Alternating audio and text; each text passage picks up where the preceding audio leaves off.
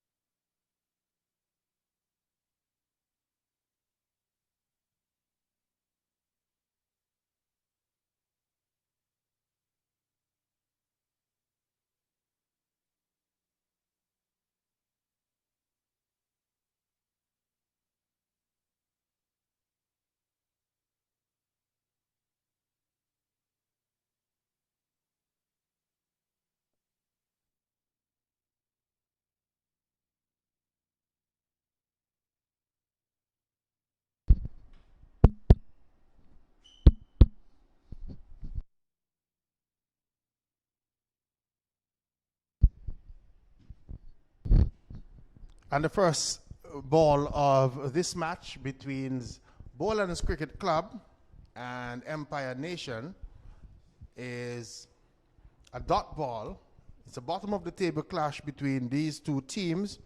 Both teams yet to get off the mark in terms of the point standing. Empire Nation having played 2, lost 2, and Bolands the same. And Empire Nation and Bolands here tonight trying to get their start. One of them will be on the board after this match this evening. Well, we hope that one of them should be on the board. Doesn't look like there will be any inclement weather tonight, so there should be a result. But as you know, if there's no result, then there would not be any. Which way, if there's a no result, they get 2 points. 2 points, yes. So one of them, or both of them, could get off the mark this evening. Belafonte and Merchant, the 2 players out for Bolands. You mean out in the middle? Yes, the two batsmen at the crease. Oh. There's a loud appeal and he's given him leg before. So the umpire raises the finger. Is that umpire Melissa Laurie? Yes, she's given the leg before, and the batsman in Merchant having to go without scoring.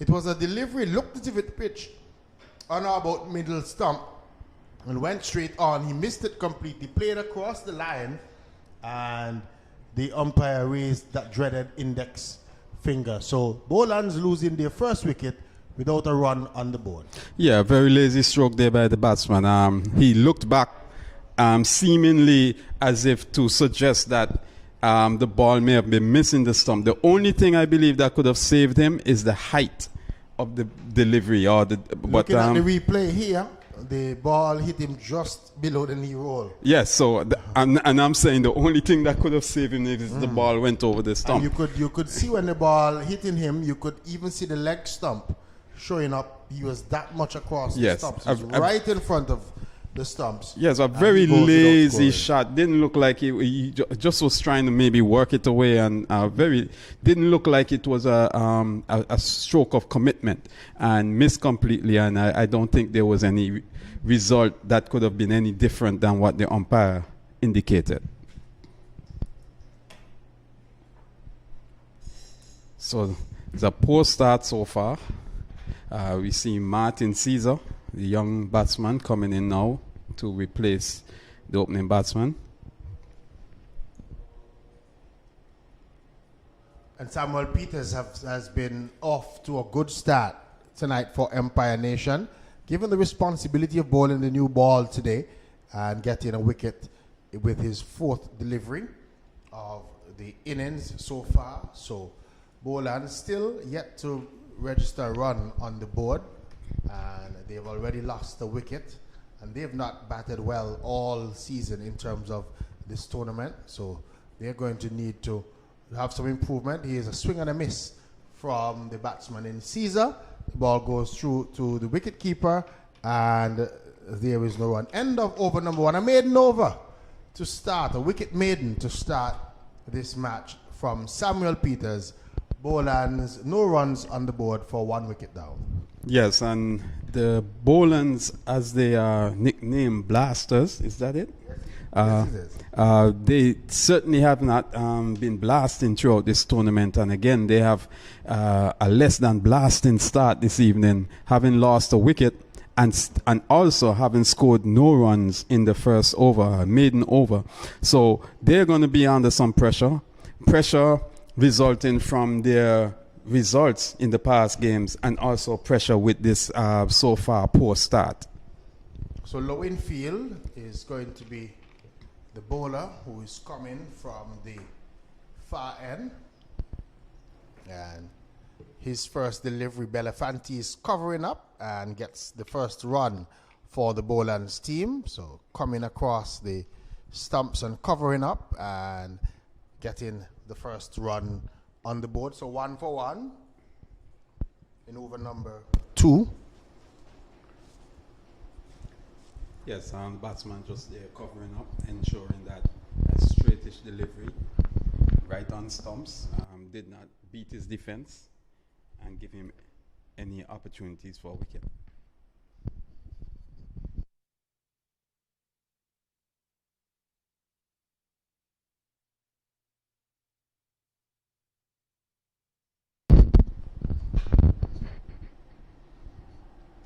Here is he bowled.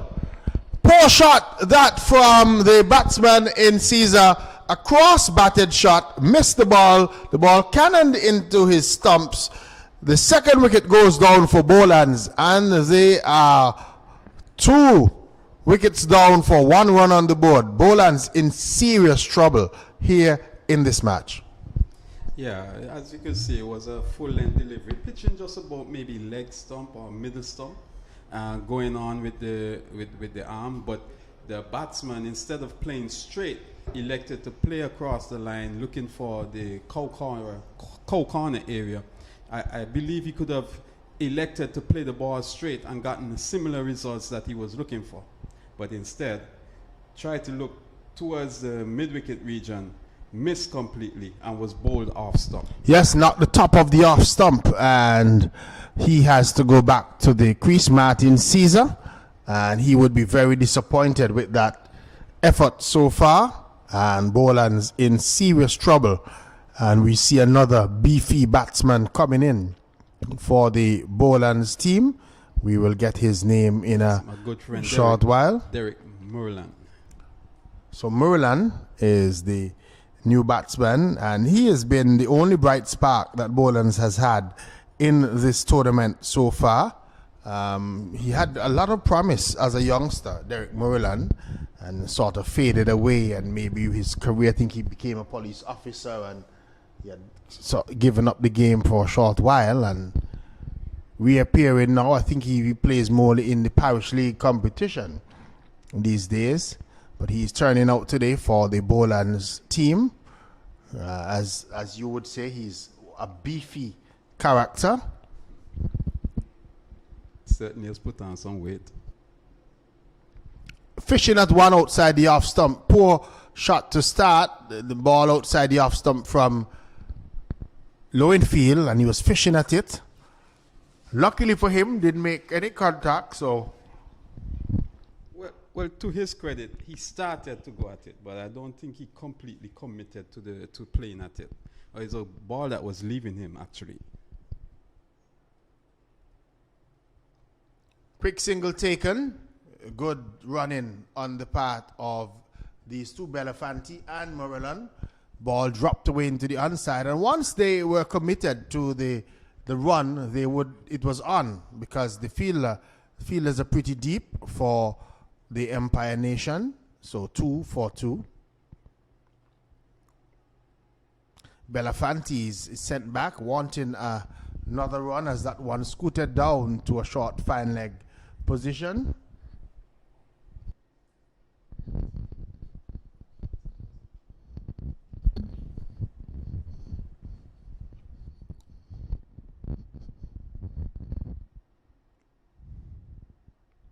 Should be another run here, as the ball goes behind. It looks to be Benjamin that's in that short position for Empire, and the batsmen were able to come through for a run. So 2 overs completed, 3 for 2. Bolands with Murilan on 1, Belafonte on 2, and Bolands Cricket Club in trouble. 3 runs off the first 12 deliveries, and for the loss of 2 wickets. Yes, a very good start there by the Empire Nation. They certainly are determined that they want a victory. They were competitive earlier in the competition in their first 2 matches. However, they weren't able to get into the win column, but they're certainly fancying their chances with this pretty good start so far. 2 overs bowled, only 3 runs on the board. They would fancy their chances, and also having taken 2 wickets, they would fancy their chances of limiting the Bolands Blasters from blasting away and scoring a huge score. And also, as they limit them to a small score, they would hope that they would be able to overtake that score. So they're going to get runs here. As that one, Belafonte coming inside and trying to flick it down the onside. The fielder on the boundary uses the boot to stop it going over the boundary line, and the batsman come back for 2. So 2 runs more to Belafonte, who's just coming inside of that delivery and getting it down to the fine leg region.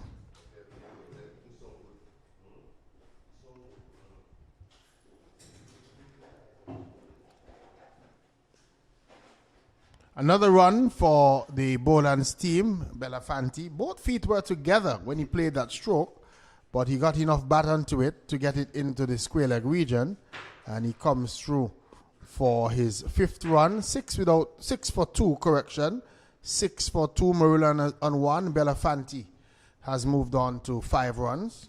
Yes, and Belafonte doesn't look like he wants to blast away at any cost. He's just working the ball around, hoping that he can pick up the singles and the twos. Peters is in, and Marulan looking to force this one away, not making contact. And again, no run.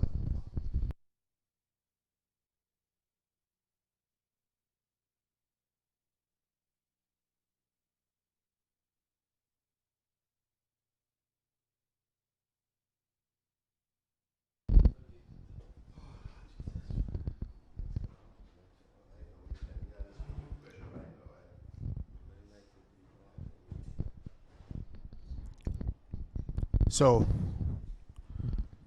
good bowling still this from Samuel Peters as he continues to keep it tight. He's had 1.4 overs, only 3 runs, and he's had a wicket. He actually bowled a maiden the first over. So, again, he has Marulan back on the pressure. Marulan can't get the ball away, and the bowler fields his own bowling. Again, no run. 6 for 2. Bolands with 1 delivery to go in over number 3. So the Blasters are going to really need to get a blast on if they're going to make any runs of note. They've really struggled in this tournament in terms of their batting. Here is Marulan playing this one without moving his feet, the ball falling in front of him. And there is no run. The end of the over has come up. At the end of over number 3, Bolands Blasters, they are 6 for 2. Yes, and Marulan, they are quite fortunate. Ball was tailing in, got an inside edge that rocketed into his pads. You could see for a moment the keeper and the bowler were expecting the ball to go through, probably to hit the stumps, but the pads got in the way, certainly saving Marulan there on that last delivery. But certainly a very good start by the Bolands, by the Empire Nation, having limited Bolands to only 6 runs after 3 overs. Start of over number 4. Batsman wanting a single, not on. So the total remains on 6 for 2.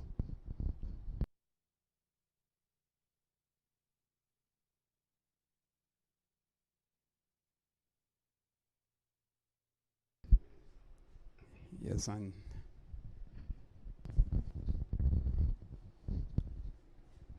swing and a miss from the batsman. The bowler is celebrating, thinking that he would have gotten an edge.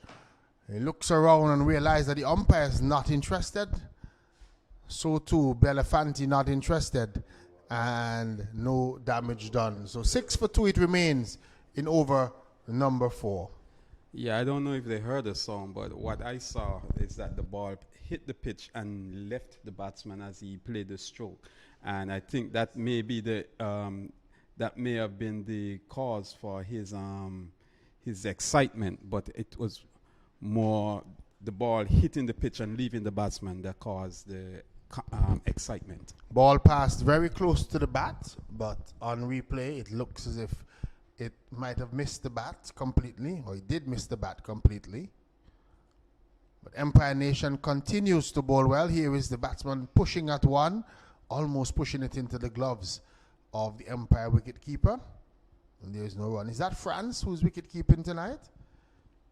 Looks to be Mike France, the wicket keeper for Empire.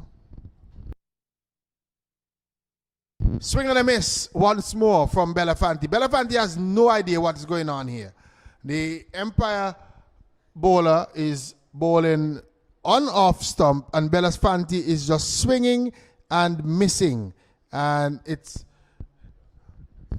10 for 2. He's swinging and missing once more, and brings up the end of the over. So at the end of it, the Bolands team, they are on 10 for 2, Merlin on 1, Belafonte on 5. Yes, and I think Bolands would count themselves fortunate for benefiting from a wide bowled in the over. But outside of that, there were no runs scored off of the bat. And the batsman there, Belafonte, doesn't seem to be very aware of what is happening out there, just swinging and missing, dabbing at the deliveries, not getting bat onto ball. And I think the Bolands would hope that he starts to score some runs, or maybe, when we're playing local cricket, we usually hope that the batsman is also somebody else comes in and hopefully is a little bit more productive.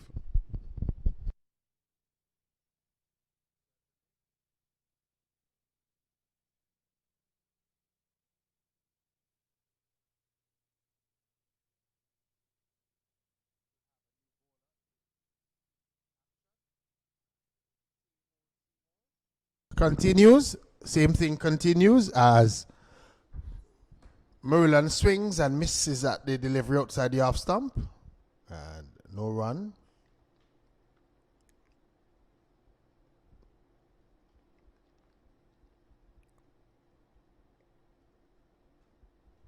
James is the bowler for Empire Nation, and bowling a wide delivery down the leg side. Wicket keeper can't get there, and it also goes down to the fine leg boundary for 4 wides. So should be 8 runs added to the total for Bolands, and where Bolands can't get the ball on the bat, Empire Nation, they're helping them out with some poor bowling. Yes, and if I was the captain, I'd have a stern, when I say stern talk, I would indicate to him that there's no need for that, because we are already on top. Let's not give them anything to start their innings. Let's keep the pressure on. James again down the leg side, should be called wide on his. So he's really struggling. Trying probably to bowl too fast. So he's pushing the ball down the leg side. He just needs to get it on target, because from what we've seen so far from Merlin and Belafonte, they're not seeing this thing very well. They're not scoring. They're swinging and missing. So there's no need to hide the ball at all from James. A delivery worked away into the onside field. The batsman will have to settle for just 1 run. Yes, well played. And you could, at that moment, having gotten already 12 runs from the over, 3 runs, then there's no need for the batsman to try and hit the ball or blast the ball around. Now they can start working it around and still end up with a fairly decent over. Here is this delivery. Bowling! Belafonte didn't know much about that one. Was coming forward and the ball angled into him. He missed it completely. The stumps are shattered. Bolands losing their 3rd wicket. They are now on 23 for 3. I really don't know what stroke he played there. It seemed as if he was playing inside of the line and then tried to push it to... Maybe the ball may have straightened on him, I don't know, but he just seemed to be completely befuddled there with that delivery, and we kind of expected that he was going to walk sometime soon, because how he was playing, he didn't seem to be at all... he seemed somewhat clueless out there this evening. Certainly. And the folks in Bolands might not agree with you for saying that their batsman looks clueless, but Definitely, he didn't look like a top order batsman. And that brings out Tong. And this is the right-handed one. So this is Taim Tong, his brother, who usually opens the batting for bowlers, Tajeja. We don't see him coming as yet. And so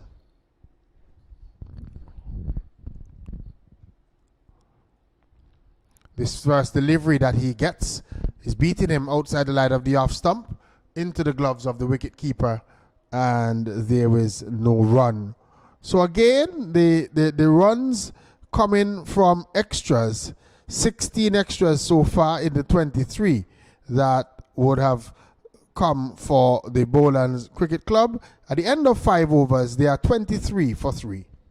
Yes, and certainly not a very good over in terms of the line that James started with, having given away 12 runs, 12 free runs as we call it.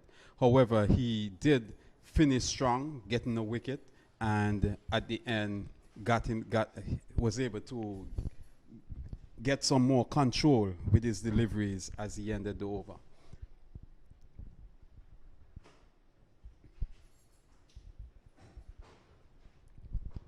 See, the new bowler now is Linton Africa. Africa is the spin bowler. His first delivery is struck away off the spin bowling of Linton Africa.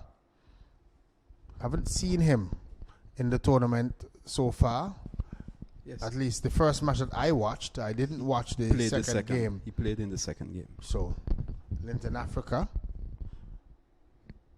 I know at one time he was the captain of Empire Nation. I think he even bowled for the national team too at one point. Yes, I think he did.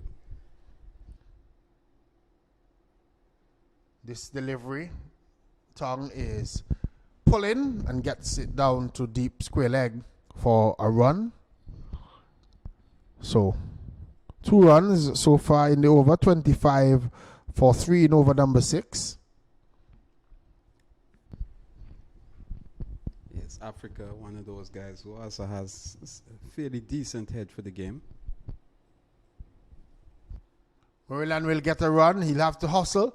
The throw goes to the non-striker's end, but it's backed up in the onside, and the batsmen were able to cross for the run.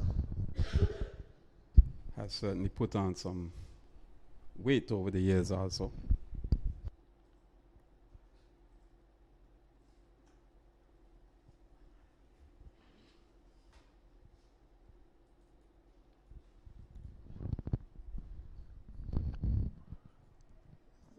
$27 for 3 is the total, as Maryland and Tong looks to build an innings here for Bolands. Gain another shy at the stumps at the non-striker's end as Bolands steal another single. Maryland steering this one down to a short third man and getting the single in the end, 28 for 3.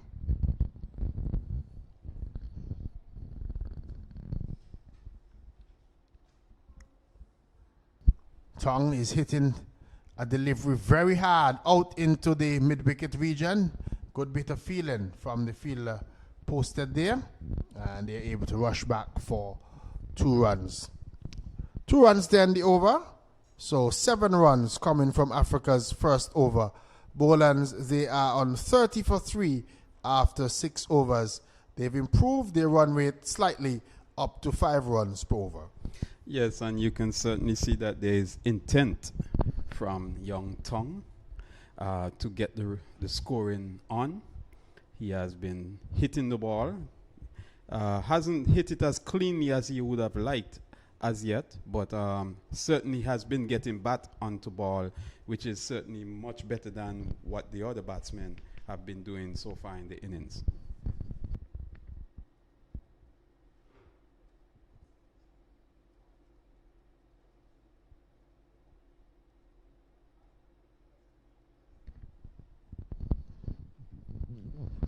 So this delivery is getting Bolands another single at the start of over number 7. James bowling his second over. His first going for 13, and so far just the one in this over. So he's 1.1 overs for 14 runs, but he did have that wicket.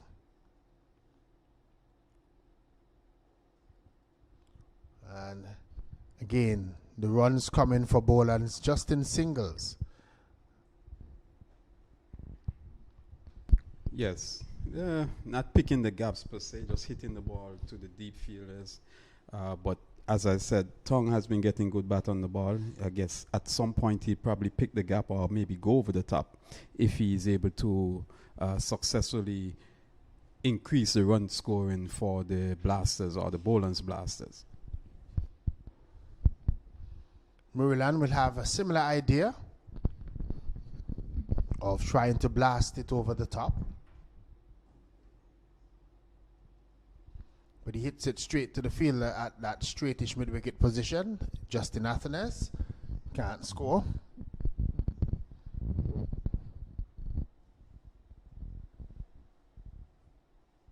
Yeah, it seemed to be a bit cramped on that shot just a while ago.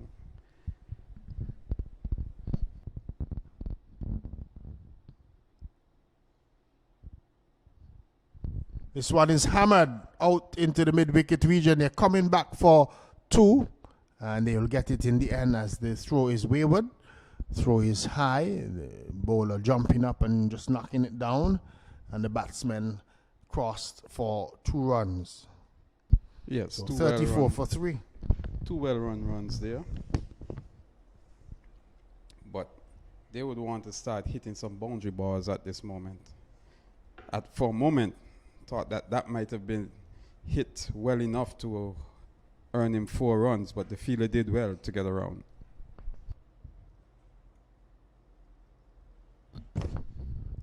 Fired down the leg side by James. Gives away another 4 runs. 4 more added to Bolands' total. They will take those. And the total has gone on to 38 for 3. The extras for Empire rush up to 20. So extras more than the number of runs coming off the bat. Certainly.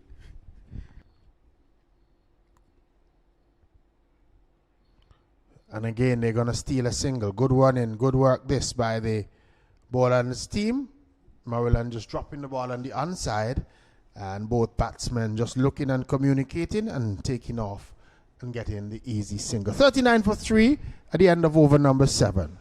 Yes, and they would, since they can't get the ball away, they would certainly want to capitalize on as many singles as they can get out there. It certainly doesn't speak well that the extras are the top scorer, not only the top scorer, but has surpassed the number of runs scored by the bat. And so it certainly shows that the batsmen have been struggling out there. I think this is 6 overs having been bowled. 7 overs gone. Bowled so far, and having struggled to get runs off of the bat, they certainly would welcome the free runs that have been given to them. Yep, 19 runs coming from the bat so far, 20 from extras, 39 for 3. This is Africa continuing. First delivery gets another run off the bat out to the long off region. 40 for 3 the total goes up to it over number 8. So now the runs off bat and extras are equal.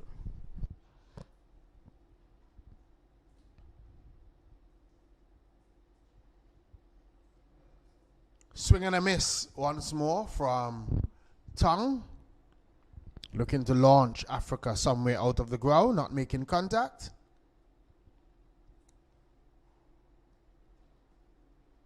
This time he's making contact and he makes good contact. Hits it high over the long on region, 6 runs. So he was looking for that ball all along. That one came into his half and he went through with the swing of the bat. Good contact made, 6 runs to Tong, 6 more to the Bolands team, 46 for 3. Yes, only a matter of time before This one is peeling off the outer edge and dropped. Dropped. And there was an appeal for a run out as the batsman scooted through for the run, but the ball peeled off the outer edge and came to the fielder down at that short third man position. He got both hands to it but put the catch down, and Bolands got their 47th run, 47 for 3. Well, they had 2 chances at the wicket there, and if Moreland was run out, it would have been certainly his fault because the ball went up in the air, they were ball watching. Moreland is hitting this one out into the mid-wicket region. The fielder on the boundary has a one-handed grab and then quick throw back. Yes, as I was saying, in the previous run-out chance, Moreland stood at the middle of the pitch just watching the action when he should have just run through, taking advantage of the drop catch. This delivery beating the batsman who had a swing and a miss at it in tongue, and no run. The end of another over has come up at the end of over number 8. Bolands Blasters, they have moved on to 48 for 3. 48 for 3. Yes, 48, and they would welcome those 48 runs, especially after the start that they had, and also after the struggles that their batsmen have had. Technically speaking, had they not been given those 3 runs, they would have been somewhere like 28 for the loss of 3 wickets, having earned themselves 20 extras. So they certainly are welcoming the 3 runs, but they have to consider themselves quite fortunate to be in this position. They have not batted well in terms of their batsmen getting bat on ball. We're starting over number 9, and Moreland is pulling a delivery off the line of the off stump into the mid-wicket region. Gets just a single.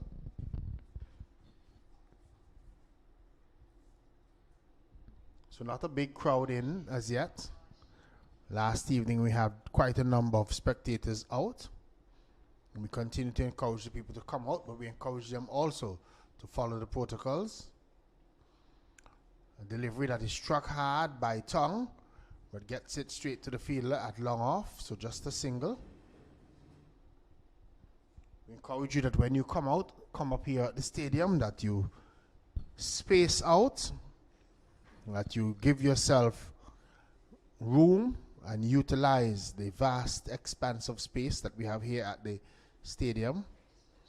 Moreland is pulling a delivery, but gets it straight to the fielder down at square leg and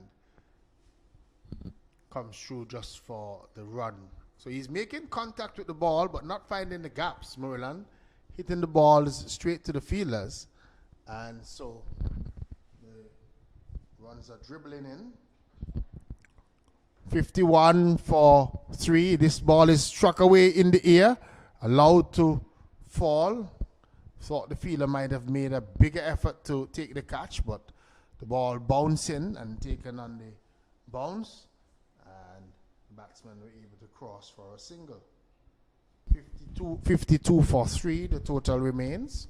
Yes, I thought the fielder could have made a better effort at a catch attempt. Moreland again pulling, and just for another run. Yes, and I think the batsman could have hustled a bit more and probably tried to capitalize and get 2 runs, but maybe the amount of singles that Moreland has been running, he's maybe a bit tired. The final ball in the 9th over is hammered away into the offside field. Again, Moreland just jogs through for the single. Was not interested in any way of coming back for a second on that occasion. Ends over number 9. At the end of it, Bolands Blasters, they are on 54 for 3. 54 for 3. Moreland is on 14 runs and Tongue on 15. Yes, and 54 for 3 represents a rate of just about 6 runs and over. I don't know if we'd say that is competitive, but at least there are runs on the board, something that they can that the Bolands Blasters can try and defend. We don't know how well they can defend 6 runs and over at this stage. And I'm sure also with the pace that they have been moving in this innings, it certainly is not something that is going to encourage them when they go out into the field. It may be a motivating factor, and it also may not be a motivating factor, depending on how they see it and how they approach things.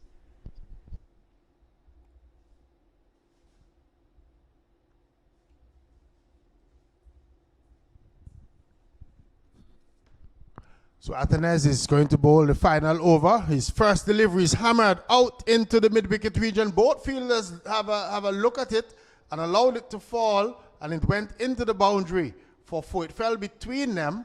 Thought one of them might have gone for the catch, but the ball pierced the 2 fielders and going into the boundary for 4. 4 more runs to Taim Tong. Bolands on to 58 for 3 in the final over. And Tong is hitting this one hard out to the long off fielder, and the catch is taken. So he just follows through and runs off the field. He was looking to clear the boundary in the final over, found the fielder at long on. That's the end of Taim Tong. He goes back to the pavilion having made 19, and Bolands there 58 for 4 in the final over. Well, he was the last batsman to come out to bat, and he has top scored for the team, so he certainly has given some sort of a injection, however small it has been, to the Bolands score, which is what they would have hoped for from the beginning of the innings.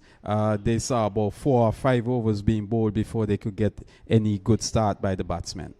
And the new batsman is tugging this one into the onside. That's actually Maryland, and they're rushing back for 2 runs. So 2 runs to Maryland.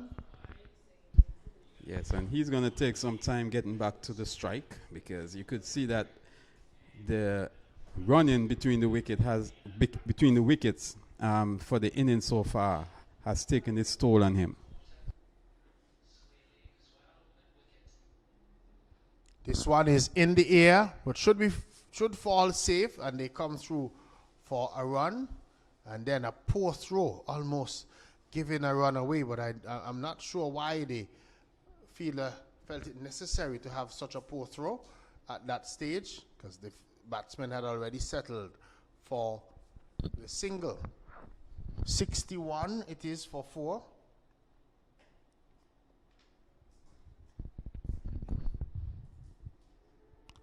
A delivery struck away by Hector out to the long off fielder. Fielder coming in off the boundary, having to throw back to the wicket-keeper's end, and the batsman had crossed for a run.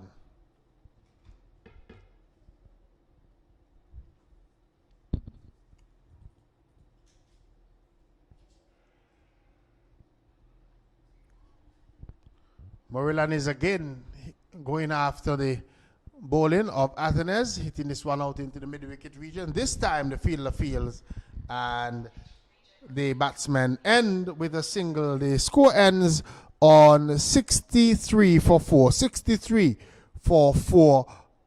The Bolands Cricket Club having benefited from 20 extras, or it could have been a more dismal score, but they have a small score of 63, and Empire Nation would need 64 for victory. Yes, a very small score indeed after 10 overs. The Bolands team, again, would be happy for the 63 runs, having started so poorly. However, the benefit of 20 extras helped to push that score up to 63. It could have been a lot worse.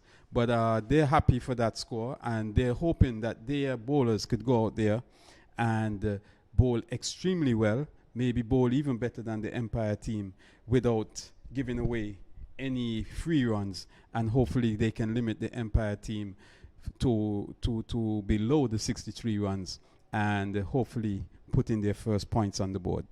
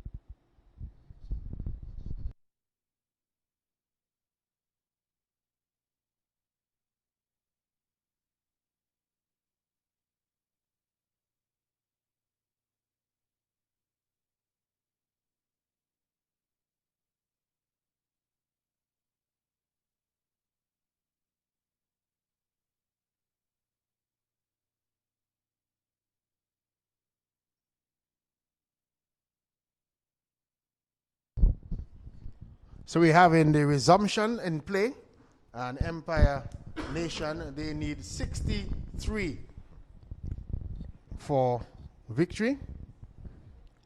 And first delivery from Taim Tong is played away by the left-handed Damian Lowenfield, and he can't score.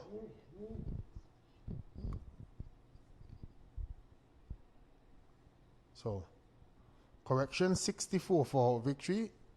Bolands having made 63 for 4 in their turn at the crease. So, Bolands will have to really keep it tight if they're going to restrict Empire.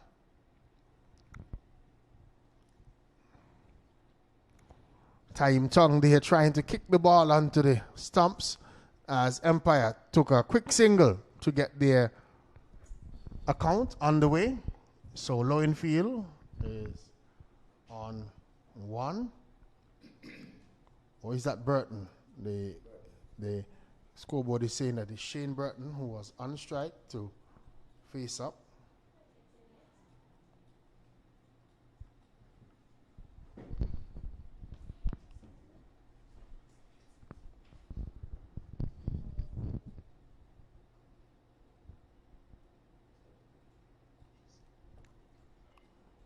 They're coming through for an extra as the ball passed through and dropped out of the gloves of wicketkeeper.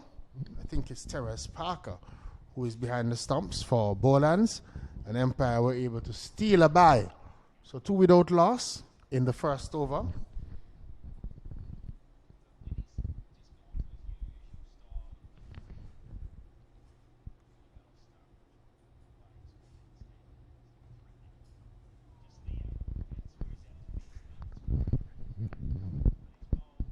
This delivery is flicked away over the mid-wicket region. They're going to get runs here. 1.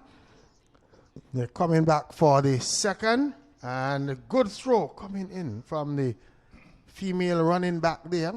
She had a good throw at the non-striker's end, but the batsmen were able to rush back for 2 runs. So the total goes on to 5. 5 without loss, with 2 deliveries to go in the first over.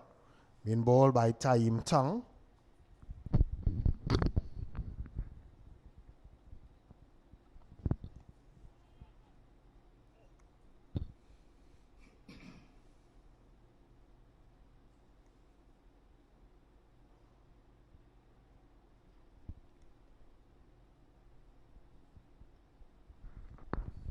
And again, just a run for the Empire batsman. Pushing that one into the offside field and taking off and getting a run. 1 delivery to go in the first over.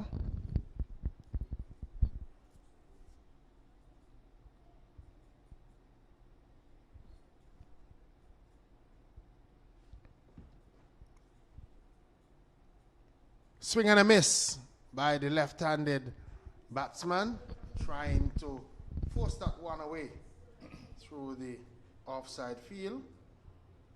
Looks to have been Shane Burton, or is that Lowenfield? Lowenfield with that offer. The end of over number 1 has come up. Empire Nation, they're 6 without loss at the end of the first over. Yeah, 6 without loss, chasing a small target of 64.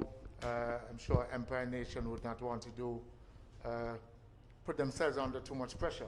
They want to get the score, get it in a good time, so that if net run rate becomes a factor later in the tournament, that they would have advanced their cause. The experienced Shane Burton, along with Lowfield, opening for Empire Nation. Nation having done well to restrict Bolands to a paltry 63 under the circumstances. Good pitch, good conditions. Bolands just didn't seem to be up to the task.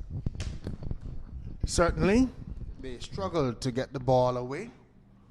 Only towards the end of the innings we saw a few boundaries, but in the first 5 or 6 overs, they were starved of any boundary deliveries. The only boundaries that they would have gotten, or only runs over singles and twos that they would have gotten, were the extras, which totaled 20 in the innings of Bolands, Merchant didn't score off 4 deliveries. Belafonte got 5 off of 11. Caesar, not off 3. Derek Moreland, 18 off 23. Taim Tong, 19 off 14. And Shawnisha Hector had 1 run. So, delivery down the leg side. And the batsman come through for 1. And it's also signal wide. So, should be 5 added to the total.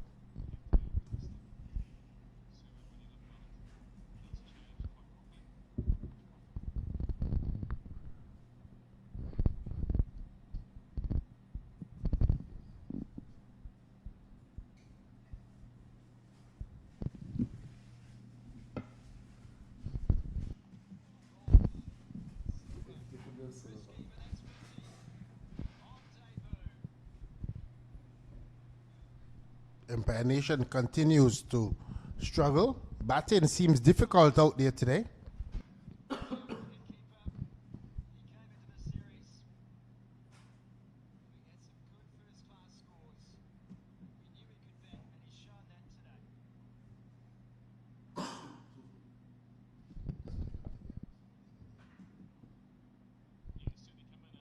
Flashing shot through the offside, 4 runs.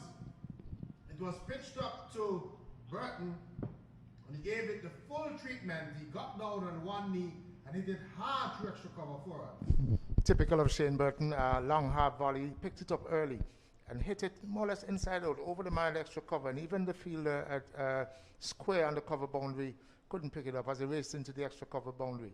Good shot there from Burton, certainly getting his team going.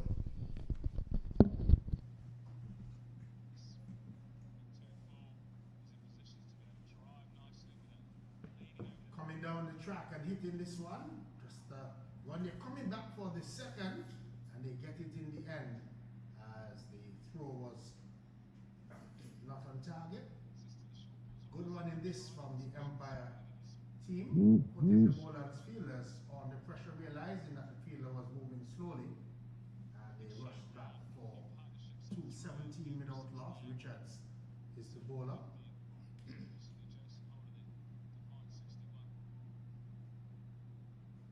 And another run for no ball called as well by the umpire. So, free hit situation for Empire Nation. Bolands will want not to be giving away these extras. They're already up to 10, and we're still just in the second over. 22 without loss with a free hit to come.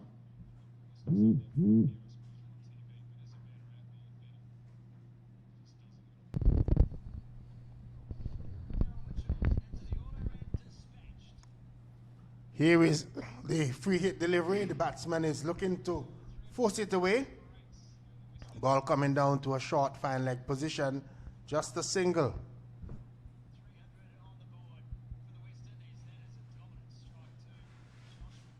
So 23 without loss. Yeah, the end of over number 2. Burton is on 11. Lowenfield is on 2. Empire Nation well underway. 2 overs for 23. Burton getting into his work. I'm sure he would feel as if he missed out on that free hit in that last delivery, that delivery in the over. But a small total here this evening, and I'm sure he'd feel very comfortable that he's putting his team in a good position and increasing their net run rate in the process.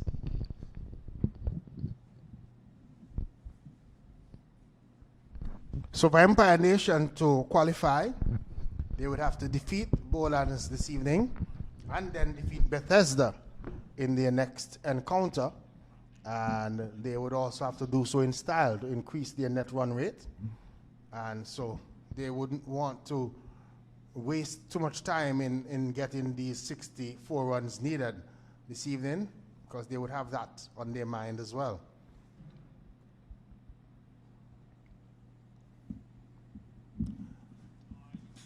But the batsman is trying to force things, but can't score off that first delivery of over number 3.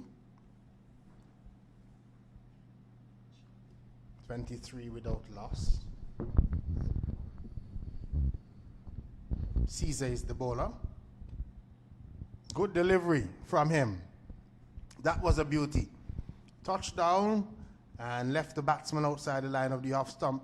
And good take by Parker behind the stumps. No run, 23 without loss. Caesar would want to bowl quite a few more of those type of deliveries.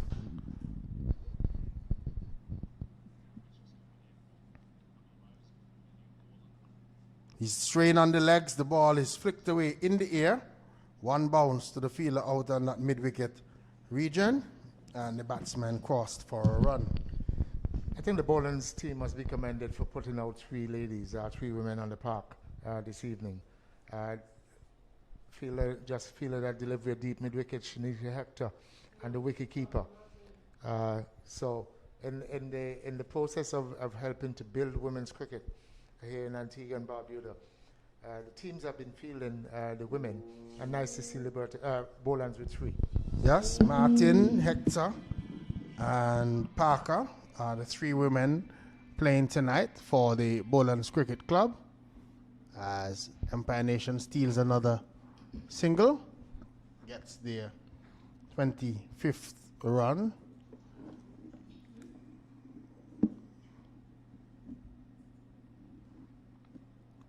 .25 without loss is the total.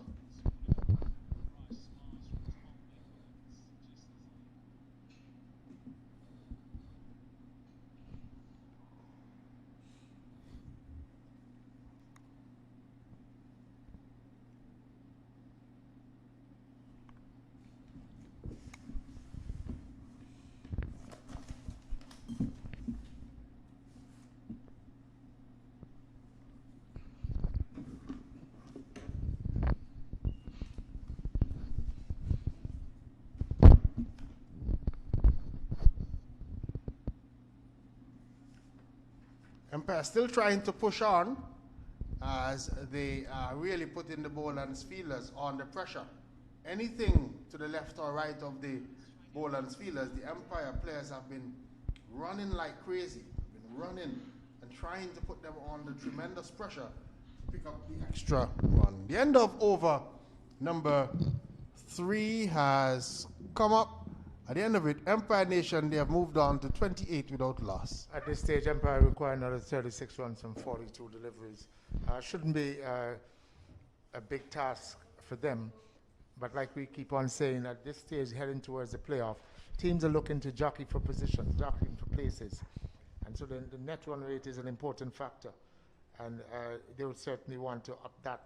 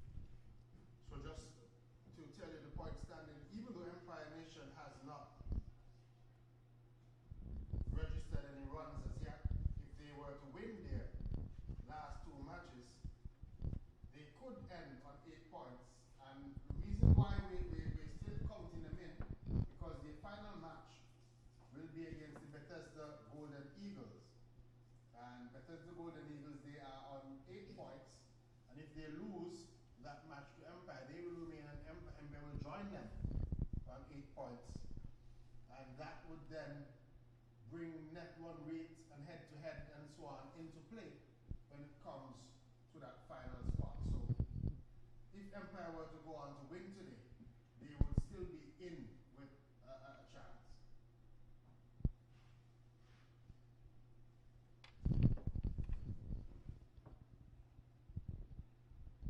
Ball is cut away, going to run into the boundary, does now 4 runs. Good shot. Asked to be hit, was wide outside the off stump and just leaning on it and hitting it past the backward point region was Burton and picked up a ball.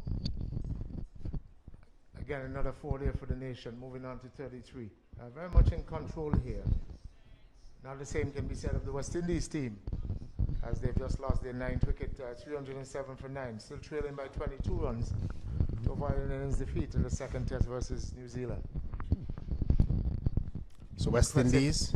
Impressive De Silva, just getting out for 57 on his debut game. Well played, De Silva.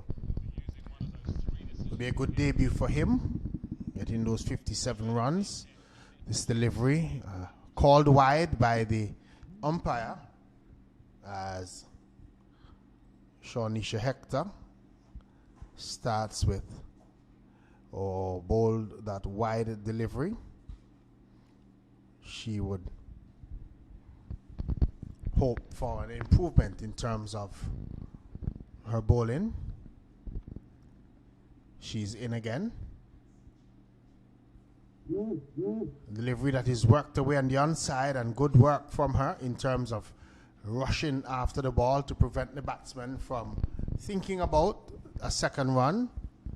And the batsman looks disappointed in not attacking that ball a little bit more. We saw him showing some disgust afterwards. Total is on to 38 without loss. Hector is in, and again the batsman is squeezing this one down to a wide third man position. They're going to run back for the second as the throw was coming into Parker. She was threatening to throw the stumps down, but the batsman successfully raced back for 2. 40 without loss at the end of over number 4. Empire Nation requiring 24 runs for victory. 24 from 6 overs. Not a difficult task at all. 40 after 4. I think the Bolands team not putting much energy into it. I get the impression that they're more or less given up. They're going through the motions. On the other hand, Empire Nations are certainly trying to up the ante, look to finish this game quickly, and at least set themselves up, put themselves in a position that somewhere later in the competition they can be a spoiler, or they may just sneak into the final 4. Certainly. But the 2 teams that are playing next will also have other ideas in Pickett's Crushers and the New Winthrop Lions.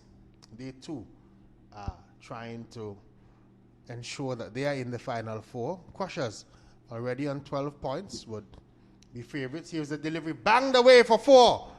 Crashed it through the mid-wicket region. It was a short delivery from the bowler, and banging it away was the batsman, looks to be Burton, who really rushed onto that one from a thill and picked up 4 runs, 44 without loss. The attacking Shane Burton, moving on to 23. Someone who would have really fallen off the radar over the last couple of years, would have played at the Leewards level and at the first class level. Just disappointing the way his career has panned out. Wide outside the line of the off stump, he's reaching for it, the ball beating the wicket keeper and running down to a third man position, and the batsmen come back for 2 byes.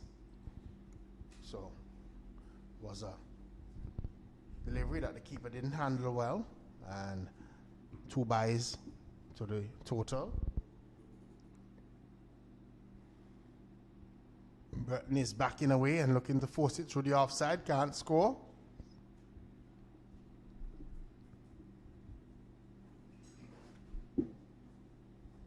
.46 without loss is the total.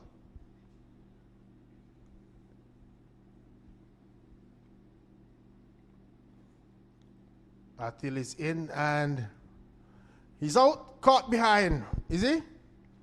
Burton was backing away and he's walking back to the pavilion. So I'm checking to see if he was bowled. Was he bowled? Looks as if it was bowled. He missed it completely. He was looking to give himself room and force it away through the offside. Missed the ball completely. The ball seemingly went into the stumps, and Burton walks back to the pavilion. Empire losing their first wicket. They're 46 for 1. Burton goes for 23. Yeah, looking to give himself some room, and he was bowled. That delivery right arm around the wicket, but it didn't turn away. It came back into him and hit the off stump. So at least Bolands would be delighted to have picked up a wicket. That would have just slowed down the Empire Nation's assault on this small total. Justin Athanaze has come to the crease, and we certainly know what Justin Athanaze can do. And so he's obviously here to finish it and to finish it in a hurry.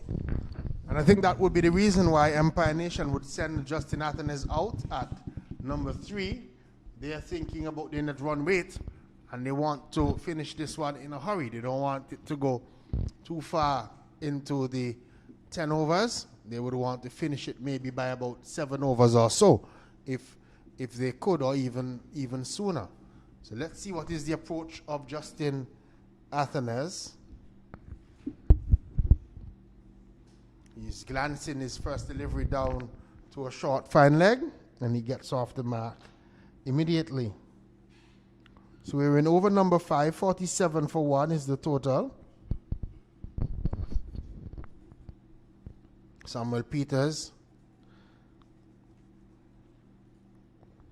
bowled a maiden in his 2 overs, 3 runs coming from his bowling. Full toss outside the off stump, missing. Batsman would be disappointed with that, because that was a full toss that he really should have punished, and he missed it outside the line of the off stump in the end, getting no run. Yes, he would have missed that. His eyes lit up when he saw that full toss outside the off stump, and he looked to bang it away through the offside, but probably took his eyes off it in the end and missed. So at the end of 5 overs, 47 for 1, requiring another 17 with 5 overs to go. So Empire Nation would be hoping that they can really finish this one quickly.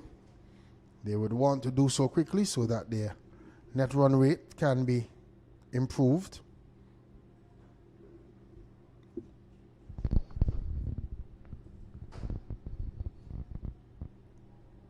Pickets Crushers and New Winthrop Lions comes up after this one. We see a helmet being brought out for the batsman for Empire Nation. Looks to be Justin Athanaze.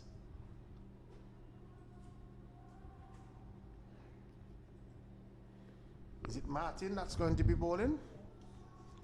Martin, the female bowler, is going to be coming on to bowl for the Bolands team. And this will be the first time we get a glimpse of her, Zoran. So we'll see what she's made of, see what she brings to the table, what's her offering. I'm sure that Athanaze will be thinking that I'm going to really go after this bowler and try to finish it in this over. 17 required, still 30 deliveries to go. So Empire clearly in front of the asking rate.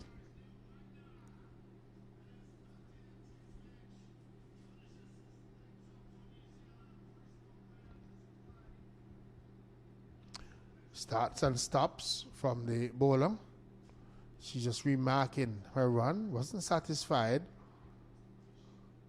with her run the first time, so she's just remarking it, just making sure that she has it the way that she wants.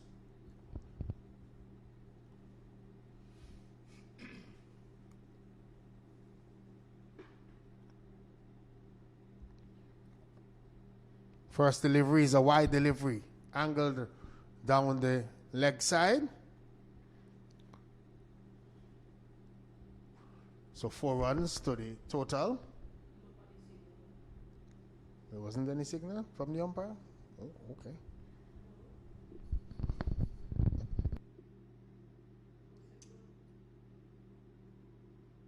Well, it remains on 47 for 1. There was no signal from the umpire. This delivery is called a no ball as she's stepping over the crease. Umpire has the outstretched arm. So Now the score goes on to 51 for 1. What's her full name? Tanya Martin is the bowler who's in. And swinging this one in, wanting to hit it somewhere over the mid-wicket region, was Justin Athanes. Just a run, as he didn't time it. The ball going into the short backward square region. They came through just for a run. So 52 for 1, the score goes up.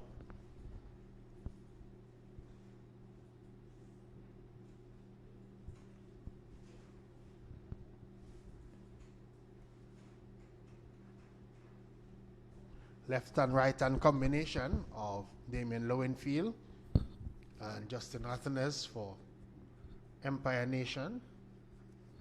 Bolands just making the adjustment for the left hand right hand combination. And that fielder who was moving from a short mid-on position now sent back to that very same spot. Tanya Martin stands and waits as she sees Lowenfield is ready. Here is she in. And Lowenfield is trying to force this one through the offside. He gets one. That looks to be all that he will have. It's the fielder out in the deep. Does the fielding. And one more to the total 53 for 1. 11 runs remaining for the Empire Nation to get.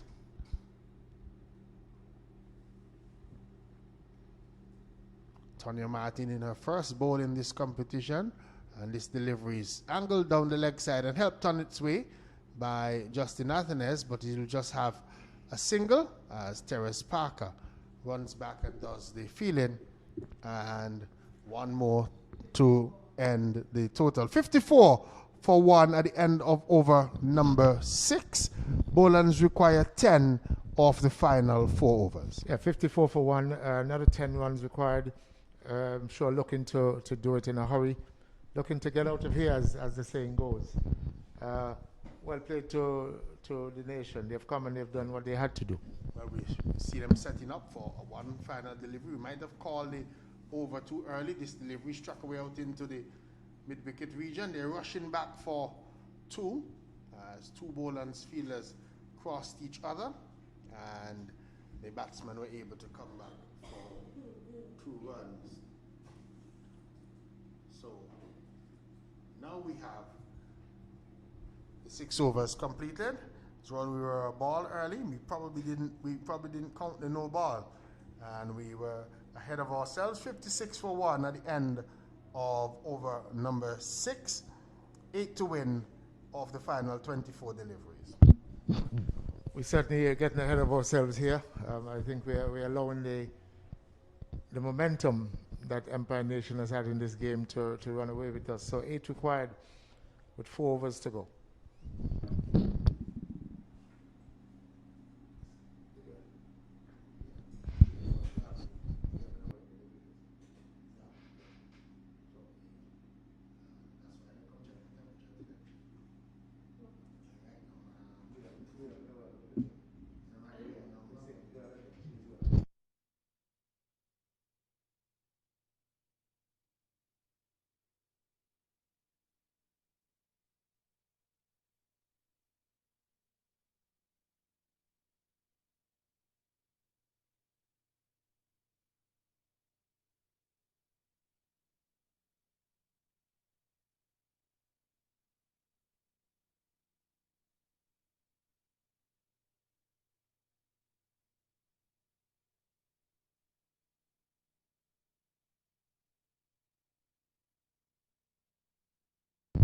Start of over. First delivery is down the leg side, and so wide signaled by umpire Melissa Lowry. 4 more to the total. It goes up now to 60 for 1, so 4 runs required.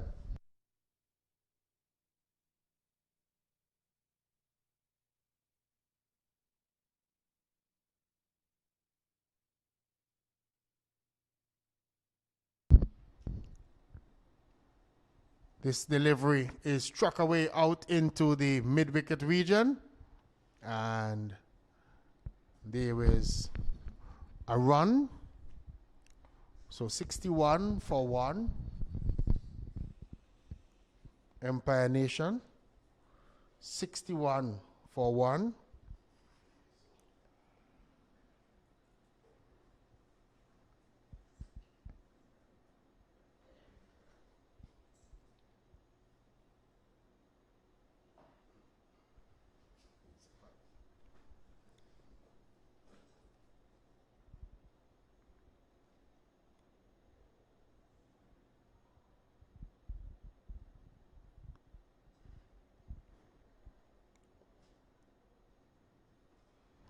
Ball is struck in the air out to the long off region through the hands of the fielder, who is diving and should be signal 4 because he was touching the ball as he rolled on the rope.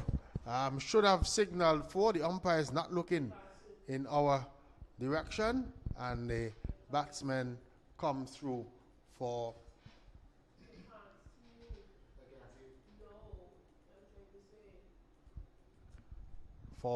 a run. So 62 for 1, just 2 required for victory. Taim Tong around the wicket to the right-handed Athenes, gets a Yorker length delivery that he digs it out, and he comes for 1. Tong sprinting back, the exuberance of youth in Taim Tong. And he's tried his best for Bolands in this tournament. He's tried to do everything, bowl, bat, field, Taim Tong, and just did not have the support that he needed from the other players out there for him to be successful. Here is he in with the scores leveled in, and this delivery swung away down to fine leg for 4 to end the match. Empire Nation winning by some 9 wickets. Empire Nation defeating the Bolands, getting to 67 for 1 in over number 7. Empire Nation winning by 9 wickets.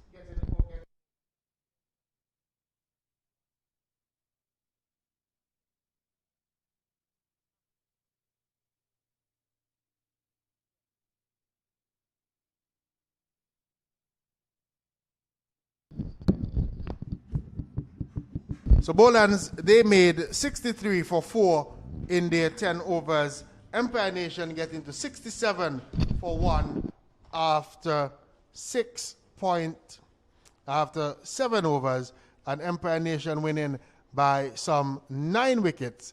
Empire Nation getting their first points of this match. So Empire Nation defeating Bolands by 9 wickets. At 7:30 p.m. this evening, we're going to have Pickett's Crushers. They're going to come up against the New Winthrops Lions, and that should be a good encounter. So we encourage you to join us at that time, 7:30 p.m., for more coverage of the ABCA T10 Splash. Until then, it's goodbye.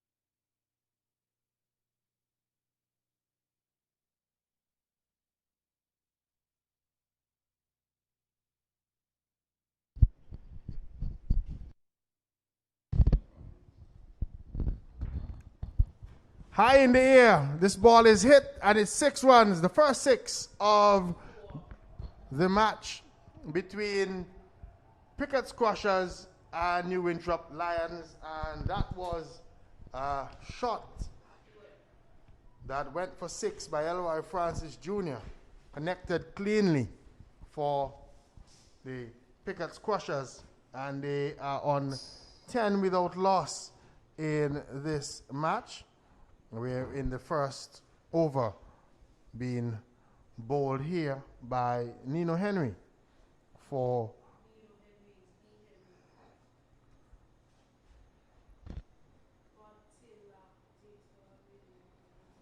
so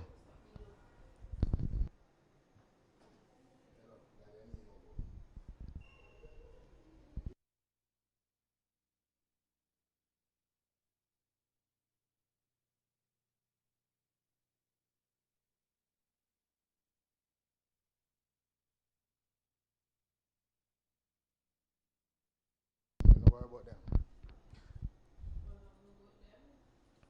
No, when they're wrong. So more runs here for Pickett Squashers.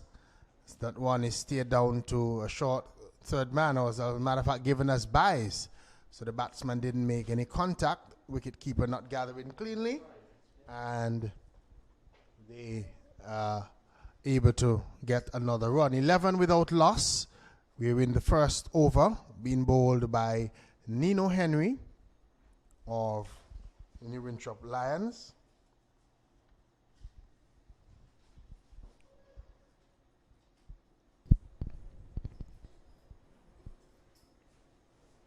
Delivery that is struck again over the top. 6 more. Good shot. It was pitched up to the batsman and he went through with it, Kadeem Henry, and he hit it high over the top of the long on region and picked up 6 runs. The total has rushed on to 17 without loss in the first over. Yes. Good evening, everyone. That ball, Henry just stepped into the drive. No big flourish, just the timing carried it. Very well played, I would say. Good delivery from Nino Henry, but they able to scramble a single. So 1 more to the total to end the first over. At the end of it, the total has moved on to 18 without loss. L.Y. Francis Jr. is on 6. Nino Henry, or correction, Kadeem Henry is on 7. And the end of the over, 18 without loss. Yes, a very good start by the Pickett Squashers. The 2 young batsmen there each one hitting Henry for 6 in the opening over. And Henry also was guilty of giving away 4 extra runs with a wide. So they have started well. 18 runs off the first over. They certainly would love that start. And it means that at this moment, they do not have to force the issue. They can play within themselves and take advantage of the bad deliveries, but try and work the singles coming up in this next over. So it's Fernandez. His first delivery steered away for a single down to a wide third man position. And they're going to get a second run as the throw was not handled by Fernandez at the non-striker's end, and the person backing up in the onside also misfielded, and the batsmen were able to come back for 2 runs. Yes, I think that was poor, a poor decision by the fielder, because the batsmen certainly weren't looking for a second run. Should have gotten it to the keeper. Wide delivery by Fernandez, called wide. As the total goes up to 24 without loss in over number 2. Yes, they certainly can't afford to give away 3 runs like that. Fernandez is in, and again the batsman just working it out into the offside field for another single. Pickett Squashers will be happy with the start, 25 without loss in over number 2. Yes, stark contrast to the first game where the batsmen seriously struggled to get the ball away. In this game so far, it's 2 overs and 25. Well, actually, we're in the second over and there are already 25 runs on the board. This ball is peeling off the outer edge, 4 runs down to third man. A swing at it by the batsman in Francis Jr. The ball peeling off the outer edge of the bat and flew down to the vacant third man position, and 4 runs to him, 29 without loss. Yes, certainly benefiting from a spread out field there. He wasn't to the pitch of the delivery, but he got good bat on it. He flew over the slip cordon, not much protection on the third man boundary, and was able to get 4 runs. There you see now they're pushing the short third man back onto the third man boundary for protection. Fernandez is in, and again the batsman is swinging at that delivery outside the line of the off. So I'm not really watching it, just picking up the line and swinging through. Was Elroy Francis Jr. with the number 6 on his back. Walking down the track and hitting this one through extra cover for 4 is Elroy Francis Jr. Took 2 paces down before the bowler had even delivered, and Fernandez tried to go wide of the off stump right into the slot, and with an immaculate drive, the batsman was able to hit that delivery for 4. Yes. 33 without loss is the total at the end of 2 overs. A very good shot there by the young Elroy Francis Jr. And again, these 2 youngsters are certainly taking it to the New Winthrop's Lions attack. So far, with 33 runs on the board after 2 overs, they would fancy themselves to get a very good total here that they can defend. And they certainly would be looking at it. The Pigots Crushers have been doing quite well. I think they are undefeated so far in their 3 matches, so they want to keep the advantage of their winning ways and continue with this advantage so far that they have had after 2 overs. So, 2 overs gone, and now looks as if it's going to be Siobhan Moore who is going to continue.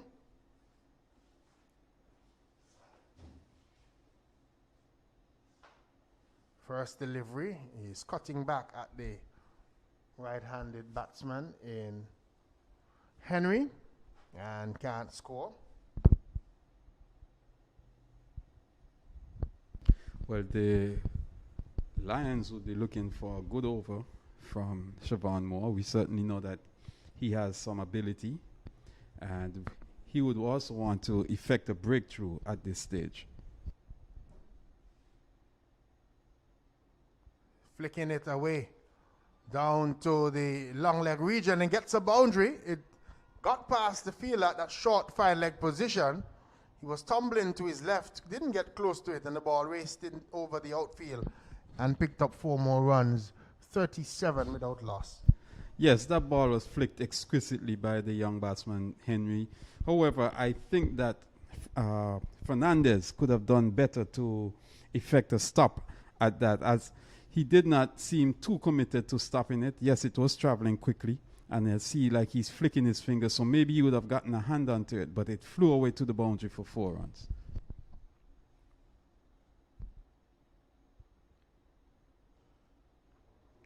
Delivery is driven beautifully through extra cover, 4 runs. Pitched up and given the treatment. Kadeem Henry, eyes lit up just now as he saw that one. Pitched up to him by Siobhan Moore, and he really leaned on it and drove it exquisitely through extra cover, picked up 4 runs. Yes, a very good shot. Played with some flourish there. However, I think that the fielder would have given up somewhat before the ball went into the boundary. As it was slowing up, he certainly tried to see if he could re-energize himself to chase it, but up to no avail. He's just working the next delivery out into the offside field for a single to end the over at the end. Or is it the end? No, just for a single. I'm getting ahead of myself. How many deliveries have gone? 4 deliveries. Why am I saying the end of the over? 42 without loss in over number 3, being bowled by Shavon Moore. Yes, and I'm loving the approach of these two young batsmen. They're certainly taking the boundary balls, but they're also getting the singles. Shavon Moore is bowling a delivery. The batsman is trying to punch away.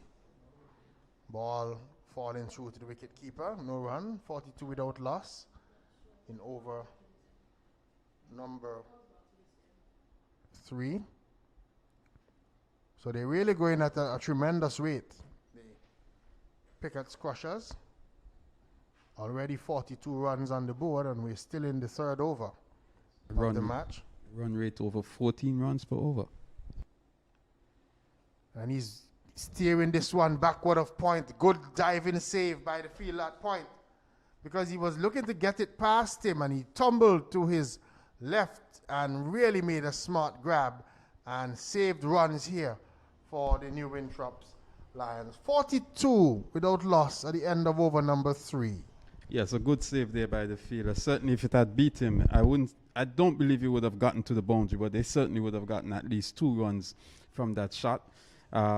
They are now 42 without loss after 3 overs. That means they're going at a rate of 14 runs per over.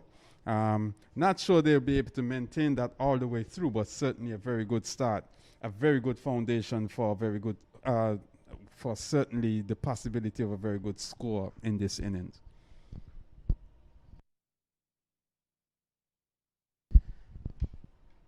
I'm certainly liking the approach of the 2 young batsmen also. Very young batsmen. 2 batsmen that have a lot of promise for big things in the future. So far, Henry is on 19, Elroy Francis Jr. on 14. And they've taken the opportunity to hit the boundary balls, but they are also doing very well at getting the singles and the 2s.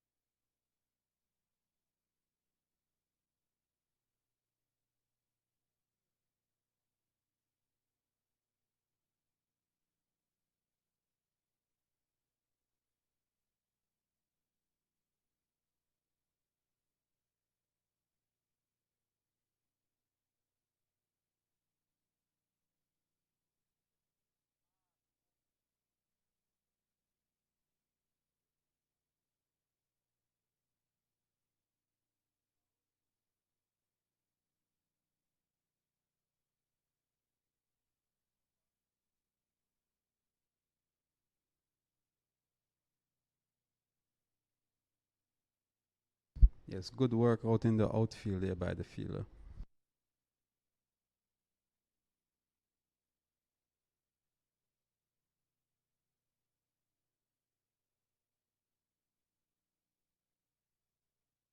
Bowler. So it looks to be Cornelius, according to the scoreboard. 47 without loss. So in the context, it has been a good over so far, just 5 runs from it. And the batsman is swinging and taking the inner portion of the bat and going down to a short fine leg and can't score. So the end of the first over of spin saw 5 runs coming from it. Pickett's Crushers, they have moved on to 47 without loss at the end of over number 4. Yes, a very good over there by the bowler Cornelius, and it's certainly something that the New Winthrops Lions needed at the moment, because after 3 overs, 42 runs on the board, and him coming back and holding, sort of holding them back a little in terms of the scoring rate, by conceding only 5 runs in this over, it's certainly something that the New Winthrop Lions would welcome, and they would welcome another 1 or 2 more overs. Hopefully, if they build some pressure on the batsmen, it may also cause the fall of a wicket. Certainly. As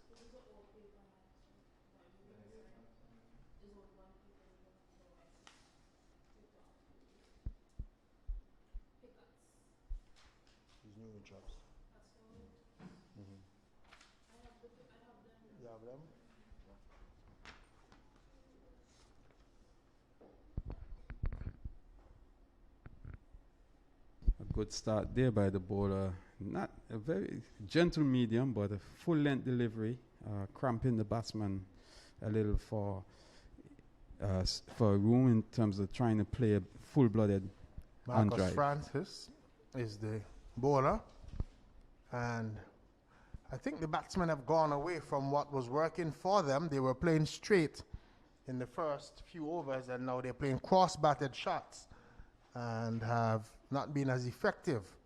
They need to go back to what was working for them in the first few overs when they were scoring at a rate of over 14, playing the ball straight. Now they're trying to hit the ball into the mid-wicket region, and it's not working out.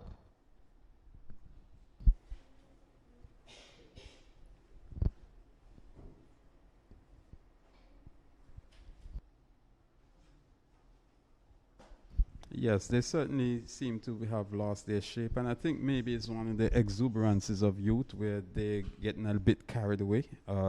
Hopefully they can reconsolidate. This one, playing it straight and getting 6. Just what I was saying, continue to do what they were doing well early, and this time he decided to go straight over the long on region and picked up himself a maximum 54 without loss in over number 5. Yes, and what was very impressive with that shot is the follow through, the transference of body weight to the leg and the follow through on the shot. No over swinging or anything like that, and the timing alone is what carried that ball over the boundary.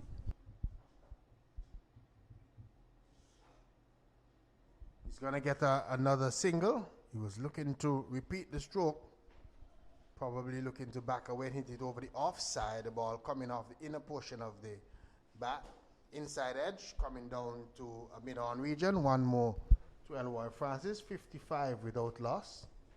Yes, and that was a fuller length delivery, so he certainly did not get as much bat onto it. Swing and a miss by the batsman in Kadeem Henry, and the total remains on 55 without loss. One delivery to come in the 5th over. This over is being bowled by Marcus Francis. And a good delivery to end. The batsman was looking to advance down the track. Ball just short of a length, beating him outside the off stump into the gloves of wicketkeeper. And there is no run. The end of 5 overs have come. The Pickett Squashers, they are on 55 without loss. Elroy Francis Jr. is on 22. Kadeem Henry is on 24. After more thoughts from Vincey Bowen, it's going to be Jack Matthew. Yes, and certainly 55 runs, though they have slowed up somewhat in the scoring rate, 55 runs still represent a very decent run rate in the sense that it's at 11 runs per over. And this start by these two youngsters is certainly what the Pickett Squashers would have hoped for. They're hoping that they can build on this. It's a very good foundation, and they would be looking to force the run rate even more and build a score of maybe 100, 120, maybe even as much as 130 if possible. Yeah, scoring at a rate in excess of a 10 per over is always a massive scoring rate. So it is 55 for no wicket. Over number 6 has started, and he strikes right away. So Elroy Francis has been bowled by the first ball of the 6th over, being bowled by Asher Cornelius. He has Asher Cornelius striking with the first ball of over number 6. Elroy Francis, after a superb knock, he was really timing the ball sweetly. He has departed for 22, and it's 55 for 1 at the start of the 6th. Yes, and certainly Asher Francis certainly deserved that wicket. He came on in his first over. He limited them to 5 runs after they were going at a rate of 14 runs per over. And starting this second over, you could see that the batsmen were looking to push on. But as Denmore said earlier, the batsmen seem to have been losing their shape, trying to go over cold corner when they could have continued playing straight. And that's certainly a delivery that he could have played a little straighter. And he was certainly guilty of playing across the line, missing completely and being bowled. But credit again to the bowler, Asher. He had put a little bit of pressure on in his first over, and now he's starting out very good in his second over. Well, you'll have to contend with a batsman who was quite explosive in Pickett's Crushers last match, Javier Enrique Drew. He really drew a lot of applause because he rushed to 66 of just 28 deliveries, striking 8 sixes and 1 4 at an amazing strike rate of 235.71. Perhaps New Winthrops will be saying it's a different night, but we'll wait and see. So Asher Cornelius will bowl to Javier Drew, right-hander. He's swinging at this ball, doesn't time it, and he goes rather slowly out towards the deepish mid-wicket area, beyond the 30-yard circle, just beyond, and the batsman just amble a single. The score has gone on with that run to 56 for 1 in over number 6. Yes, and Drew would want to continue, but then the way he played that shot, trying to play across the line, and I think Cornelius is a leg spinner, certainly was not looking good for the start. Leg spinner is in, and here is Kadim Henry swinging the ball away down to the wide long on area. He gets a single for it. Score now 57 for 1. Still scoring at a good rate because of the explosive start they had. 57 for 1 in over number 6. Asher Cornelius just goes past umpire Michael Lowry. And here is a ball driven into the offside. He doesn't get hold of it. He was looking to hit it straight. The ball came off the outer half of the bat and skied towards the backward point area. The third man inside the circle having to run back to retrieve. And the batsman crossed for a single. Yes, so far he hasn't looked the part tonight yet, but it's early going still. Anything can happen later on. Cornelius in to bowl to Kadim Henry outside the off stump. He plays and misses, not taken cleanly by wicketkeeper Roland Francis. And the ball rolls from him back along the pitch. Kadim Henry settles over his bat. This is the last ball of over 6 coming up, and it's a good delivery. And Henry is defending, and it rolls back towards the bowler. So a good over completed, a successful one as well. He had the wicket of Elroy Francis for 22. Asher Cornelius has completed his spell, and it has been a rather commendable spell in the context of 10 cricket. He has had 2 overs, 1 for 8. Highly commendable. Yes, it's 2 overs, 8 runs, 1 wicket. And I'll tell you this much, from a scoring rate of 14 runs per over to now they're down below 10 runs per over. His efforts have to be commended, along with the other bowler, Mike Francis, in terms of trying to rein in and pull back the scoring rate that the Pickett's Crushers started out with. And it will be the start of over number 7 from the commentary box, or northern end of the Sir Vivian Richards Stadium. And bowler in operation will be Marcus Francis. He will continue the attack. He has had 1 over for 4 runs. So he has helped to put for 8 runs, correction. He's helped to put the brakes on. And here is a ball which bowls him. So a different night and a different result. Javier Enrique Drew not being able to explode tonight. He has been bowled by Marcus Francis for 2.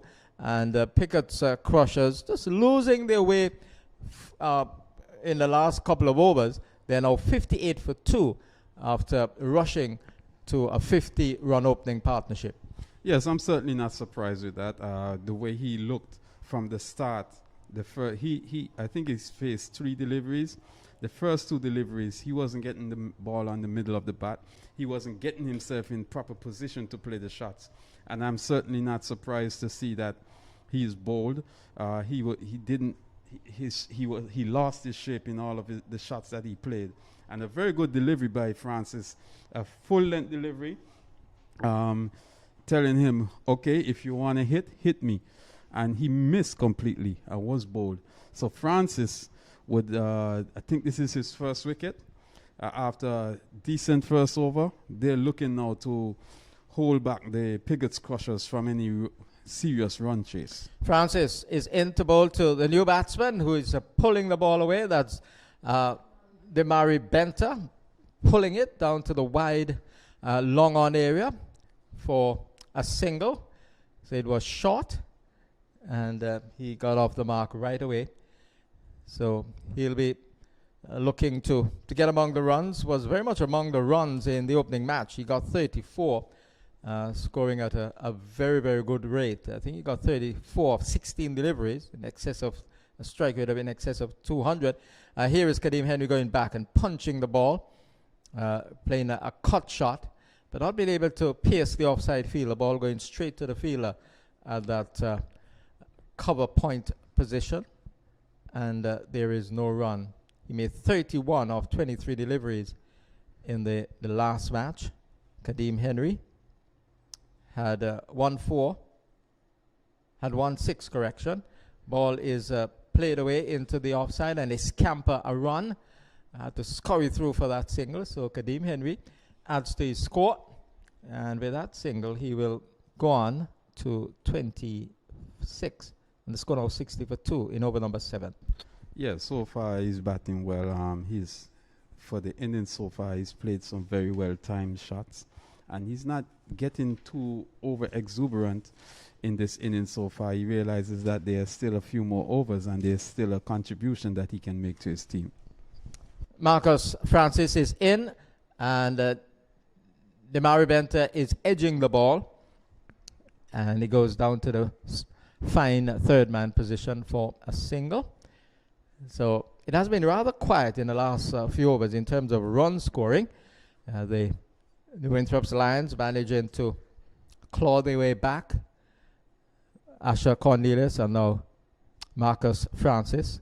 Combination of spin and pace as he runs away from us, bowling right arm, medium fast, and this is tugged away towards the long on position, goes to the field on the bounce by the batsman being Kadeem Henry on that occasion, and so he got a run for it. So essentially singles coming in that last over. There was a wicket as well, so we have had wickets in the last 2 overs, and that has considerably pegged back the advances of Pigots Crushers. Yes, not only have they had 2 wickets in the last 2 overs, but overall, those 2 bowlers, Cornelius and Francis, they've completed their four overs for a total of 20 runs. So the first 3 overs, 42 runs, and the last 4 overs, only 20 runs, which have pulled back the scoring rate of the Pigots Crushers. And they will be looking now to build on that or start to push the scoring along again for these final 3 overs. 62 for 2 is the score.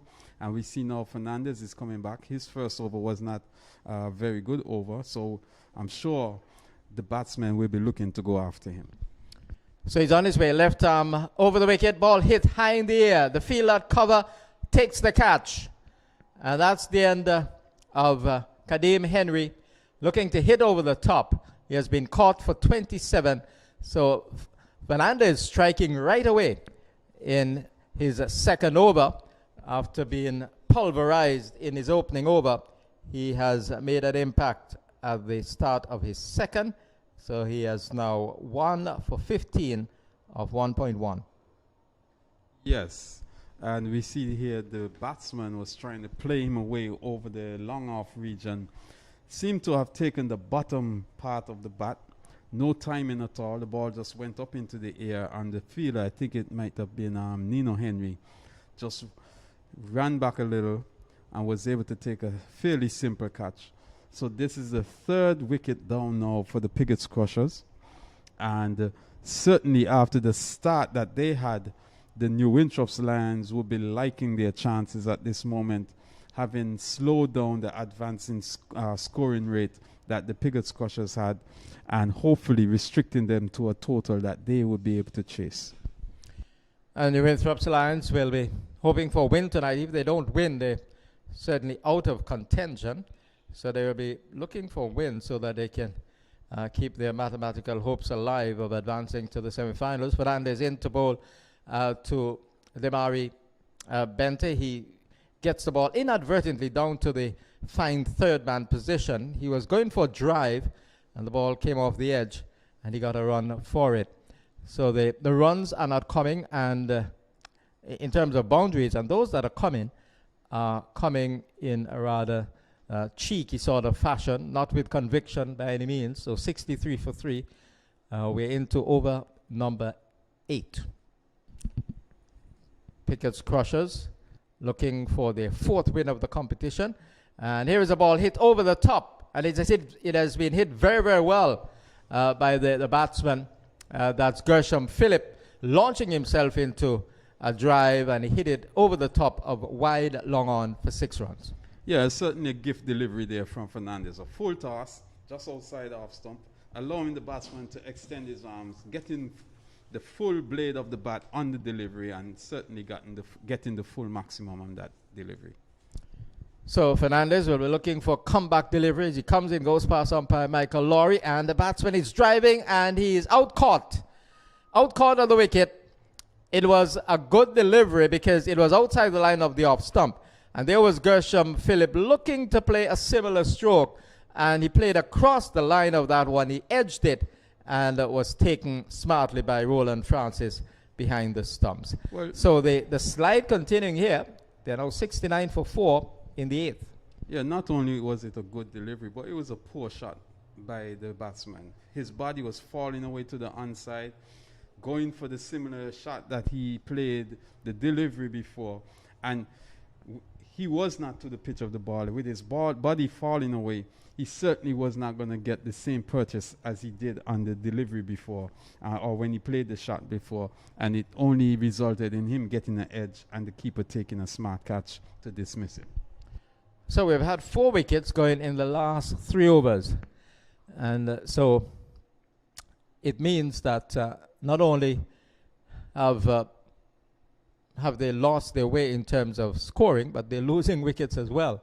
They're 69 for 4 now, Pickett's Crushers. They had the distinction a few nights ago of topping the 100 mark, making 114, the second highest total in this year's competition. Just 3 behind the 117 made by PIC Liberta Blackhawks. But it's a different night, and so far it has been a different batting display. Here is Fernandez, and the ball is cut away, goes down towards the third man area. The new batsman having a go at that one. That's Quinton Boatswain, who has come in, known as a Leeward Islands fast bowler, but he has the ability to hit the ball and hit it a fair distance. So he has come in to try and prop up what is a rather sagging batting effort so far in the last few overs, 70 for 4. Here is Fernandez, left arm over the wicket, turned away into the onside by Demari Bente, and they scurry through for a single of the last ball of over number 8.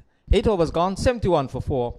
Pickett's Crushers batting first against New Winthrop's Lions. Yes, a well-run single there to end the over. But as you said, the run chase or the run feast has certainly dried up. The New Winthrop's Lions have certainly removed the table of runs from the Pickett's Crushers. And not only have they removed the table of runs, they have also taken wickets. And so what is happening now that the Pickett's Crushers are now, in a sense, panicking and trying to, just throwing their bat at deliveries, trying to score or get runs to build back up that run scoring rate, and in a sense has also caused the demise of the last 4 batsmen. 71 for 4 then, 2 overs left. Will they be able to get up close to that 100 mark or even beyond it? We're talking about 10 overs aside cricket. We're talking about limited overs cricket, and anything can happen there can be a transformation in the last 2 overs. So here we go. First ball of over number 9, driven by Damari Benter down the ground. Fielder comes off the boundary, on the arms the return, on the bounce to the bowler. So only 1 run had. The bowler, Siobhan Moore, coming back to complete his spell. He has had 1.1, none for 10. Siobhan Moore. So he'll be hoping to finish strongly. Let's see. Looks to go away from us. An adjustment be made to the field. The fielder inside the circle at square leg has been pushed back to the square leg boundary, and the sweeper at cover has come into the circle at cover. So Siobhan Moore rushes in, right arm over the wicket. He's in to bowl to the new batsman, who is Quinton Boatswain, and Boatswain departs. Trying to slash the ball through the offside, got it high in the air towards the wideish mid-off position, and the fielder on the edge of the circle took a regulation catch. He just waited on it, and so Boatswain departs. So not being able to dominate, not being able to get the 6s and 4s that he was obviously sent out to get, and so he departs, failing in over number 9. Yes, and the falling away of the batsmen continues. The new Winthrops Lion continue to take wickets, continue to be disciplined in their bowling. Not much free runs being given away. As you can see, extras are only 9 runs, so they haven't given away much free runs, and so the batsmen are forced to score from the bat. And then after the 4-over stint between Francis, I think, and Cornelius, has put a bit of pressure back on the batsmen, and you can see now that it is bringing rewards in terms of wickets. Siobhan Moore is into Benter, and Benter gets it down the leg side, has a swing at it, doesn't make contact. Will there be a signal from the umpire? No, there's no signal, so he must have brushed something on its way down the leg side to be taken by Roland Francis, the wicket keeper. 72 for 5. We're halfway through the 9th over. And the run rate at the moment, after at one stage being in excess of 14, 8.47. So Pickett's Crushers will be looking to get it perhaps even beyond 10. Here is Siobhan Moore. He's taken on the pad as he tries to turn the ball into the onside. Just squaring up with the toes of both feet, pointing down the ground, Damari Benter. And the signal of leg by comes from umpire James Trotman. The score with that extra goes on to 73 for 5. Yes, and so far, very good over there by Moore. The batsmen are not able to take advantage of any scoring opportunities that he is not presenting them, and so it has restricted their scoring somewhat. Moore is in, and Stephen Matthew swings it into the onside. He's hustling the first run, and he slides at the non-striker's end. I don't think he would have ventured back for the second, because the fielder was quickly onto the ball, just about the edge of the 30-yard circle, and so it would have been very, very difficult for him to come back and complete that second. So we have 1 ball left in over number 9, 74 for 5, and so Pickett's Crushers, after making a sensational start, they're floundered in the latter part of the innings, and they're now in danger of falling to a score in the 70s or in the 80s. Yes, they've certainly floundered, but there's still, I think, another over or 2 after this. Anything? 1 over. Right. Last ball of over 9 comes up, and it's down the leg side, and it's a wide. So this will help the cause of Pickett's Crushers. Siobhan Moore maybe just striving for an extra bit of pace there. He lost control, and the ball slid down the leg side, and 4 runs added to the score, carrying it to 78 for 5. And he'll have to bowl that over, because it was the last ball of the over. Yes, and we were just commenting on their discipline, and now falling away, giving away 4 extra runs. Looking for a better line, and he gets it down to the fielder, and he is caught, yes, brilliantly caught by Jeremy Otto at long off. It was a superb catch, and he had to judge where he was, and he had the possibility of the momentum carrying him over the rope It was a flat shot effected there by Demari Benta, and Jermaine Otto took a very, very good catch above his head. A tall man, and he took it beautifully. Yes, a very good catch indeed. He had to not only catch the ball, but certainly balance himself and ensure that he did not touch the boundary rope, to ensure that he effected the dismissal. But it was also not a bad shot at all by the youngster. Hit with a lot of power, and it was going quickly. Jermaine Otto had to make that adjustment so that he could not only catch the ball but also maintain his balance so that his momentum would not have carried him over the boundary. And what helped him as well, because of his height, he was able to clutch onto it above his head with both hands. 78 for 6 then, 1 over to come. And the rate at the moment for Pickett's Crushers, 8.67. And that last over will be bowled by Nino Henry. He'll bowl from the far end, and he has opted to bowl around the wicket. So he goes past umpire Michael Lowry now and delivers. And this is a hit into the cover region. A mistimed drive, and the ball just ambling out towards the cover position, and they got a single for it. So two relatively new batsmen at the crease. Vincent Shadrack Jr., who was the player who tried to execute that drive off the back foot and did not quite succeed, and Stephen Matthew. Matthew comes in to strike. From Antiguan fast bowler. He bowls spin now because of not being able to exert pressure on the knees.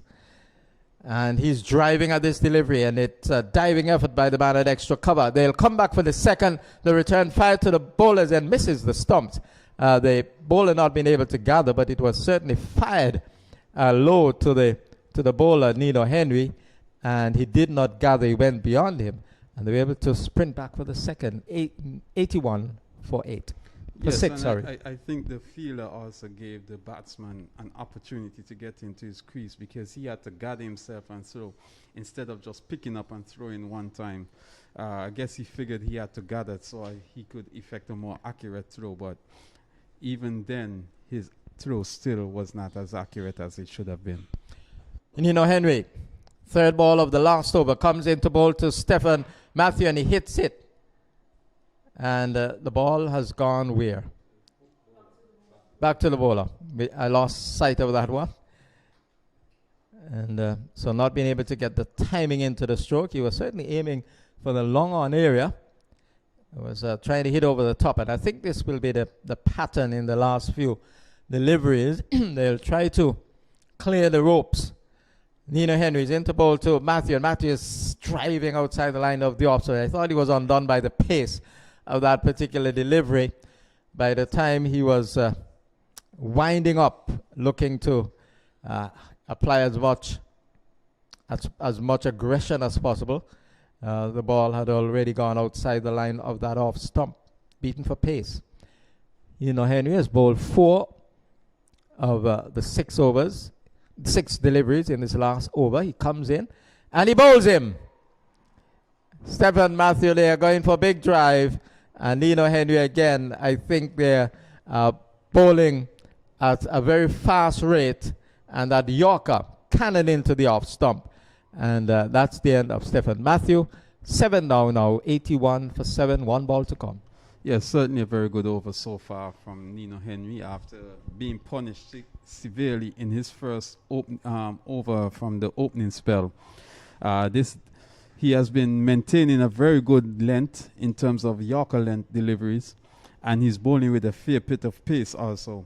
And so the batsman having to negotiate a Yorker length delivery and also a pacey delivery and still looking to score runs certainly was defeated by the bowler, being bowled middle and off stump.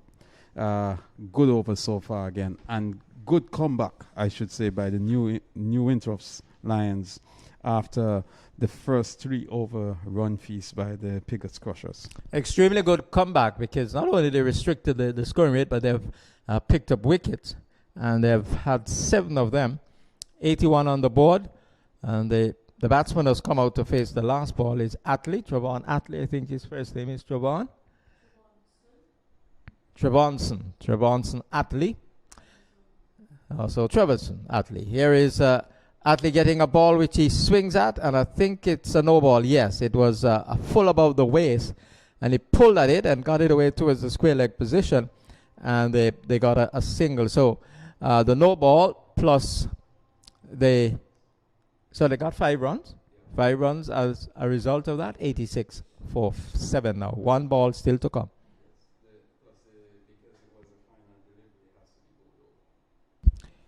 So Nino Henry stands at the top of his mark, and he will bowl this time to Vincent Shedrack Jr. and he gets a wide ball, and Shedrack was actually chasing that outside the line of the off stump. First he was backing away, and after he realized it was wide, he was actually chasing it, but the ball still went past the base of his bat, because it was a like horizontal bat extended and taken by the wicketkeeper, called justifiably so wide by umpire Michael Lowry. Yes, and we've seen that Nino Henry, on both final deliveries of his over, have given away 8 free runs. So will his line be much better? It is, and this is hit in the air. The fielder running back at backward point can't quite get there, struggling to pedal back and get close to that beyond the 30-yard circle, and they managed to sprint back for a second run. Well, so the innings has ended 90 for 7. Run. 92 correction for 7. 1 run because the umpire signaled 1 shot. Oh, so it's 91 for 7.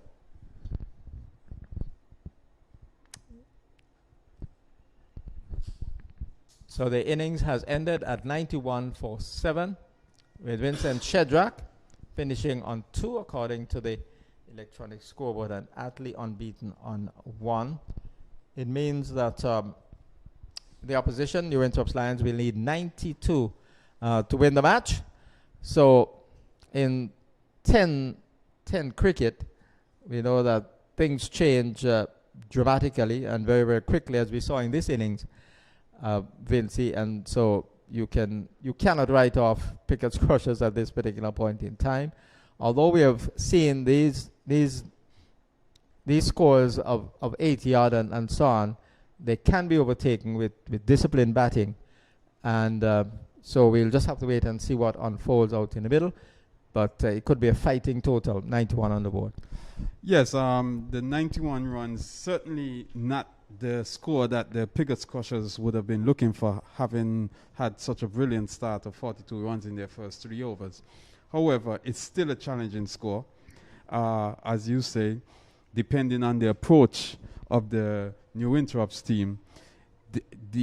That total can prove to be insurmountable one, but it also could be one that can be overtaken with discipline and sensible batting. As I said, it's a challenging score.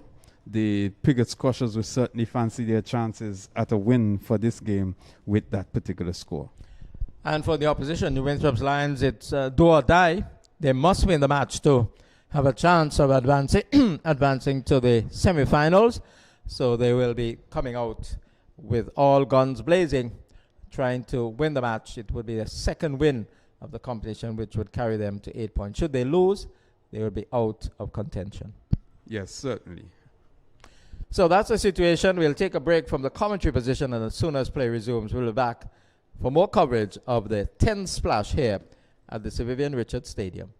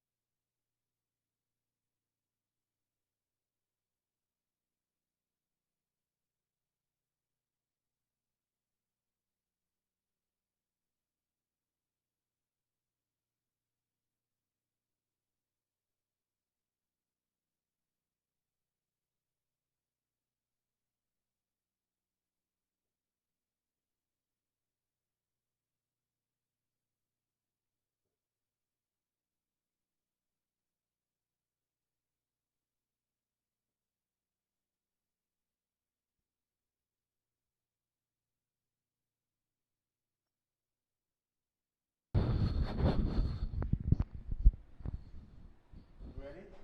They're starting now. We're live.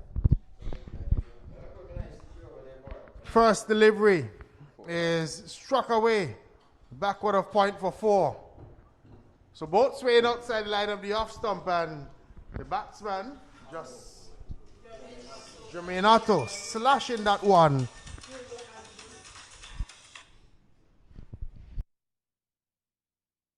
Slashing it backward of point and picking up 4 runs.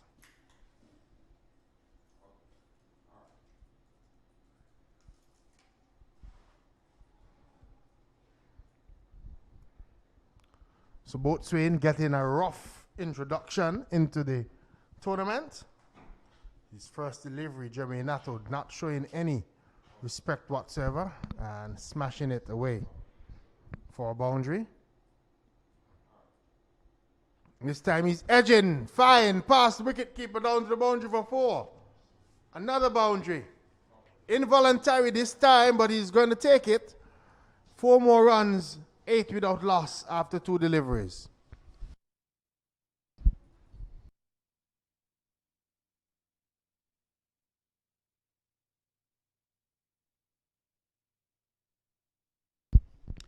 So certainly a good start there by the New Winthrop Lions. 2 fours there by German Otto, it looks like. This is a better delivery from Boatswain, and batsman can't score. So the scenario is simple. The Winthrop Lions need another 84 runs for victory, and they still have all 10 wickets in hand. They have 10 overs in which to do so. Here's he driving and on the bounce, and they eventually get the single as the fielder plugged at the stump, beating the wicket keeper, and the ball going into the onside field and not cleanly gathered. So the batsmen were able to come through for run number 9. Yes, and they would welcome any additional runs that the opposition can give to them. There, I thought it was a little premature by the fielder to try and run the batsman out. I don't think he had a chance at the run out, except that it seemed as if it looked like he may have. Roy Andrew is the opening batsman with Jermaine Otto, and he starts off with a dot ball.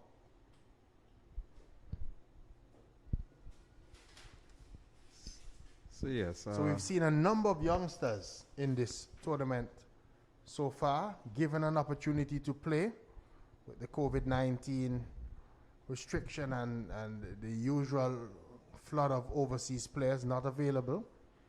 Here is he outside the line of the off stump, and this one goes past the wicket keeper and down to the boundary for 4 byes. So it was touched down by Boatswain, and it beat the outside edge of Hilroy Andrews' bat, and it beat the wicket keeper as well, and they raced down to third man and picked up 4 byes. 13 without loss at the end of the first over. Yes, a very poor job there by the keeper. The ball went through regulation take, it should have been, but had a bit of pace on it, and it burst through the keeper's gloves and went down behind him for 4 byes. Extra runs that the New Winthrop Lions would certainly welcome, but extra runs that Pigot's Crushers certainly cannot afford to give away.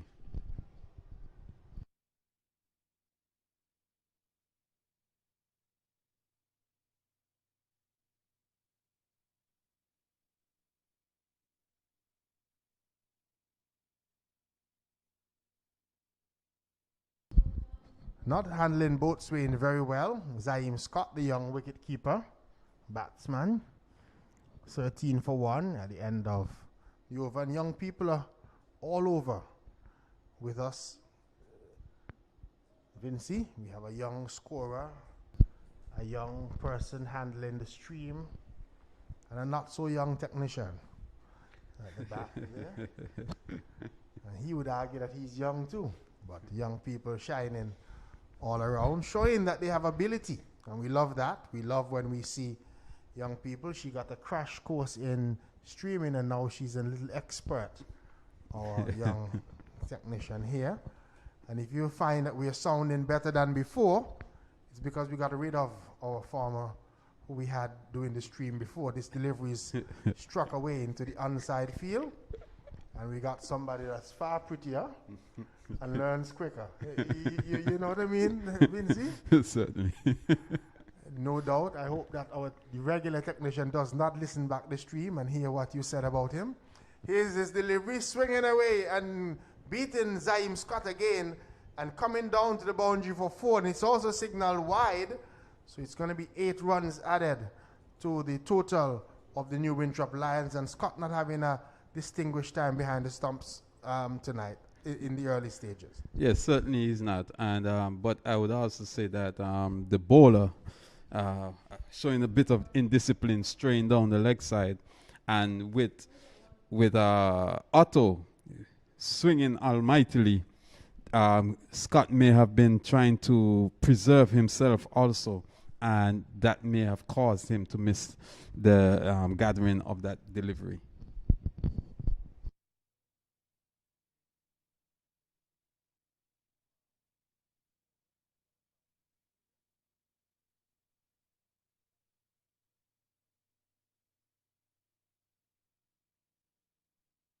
Francis Jr. bowls a lot, the same mannerism as his dad, Elroy Francis Sr., when he played for John Hughes. Similar, very, very similar mannerism. Just before he's going to bowl with both arms going up in the air. At the same time, and here is the batsman backing away and edging, gets it down to a short third man just to run. So 22. Without loss, Jermaine Otto, Leroy Andrew Jr. comes in to strike. He's yet to score.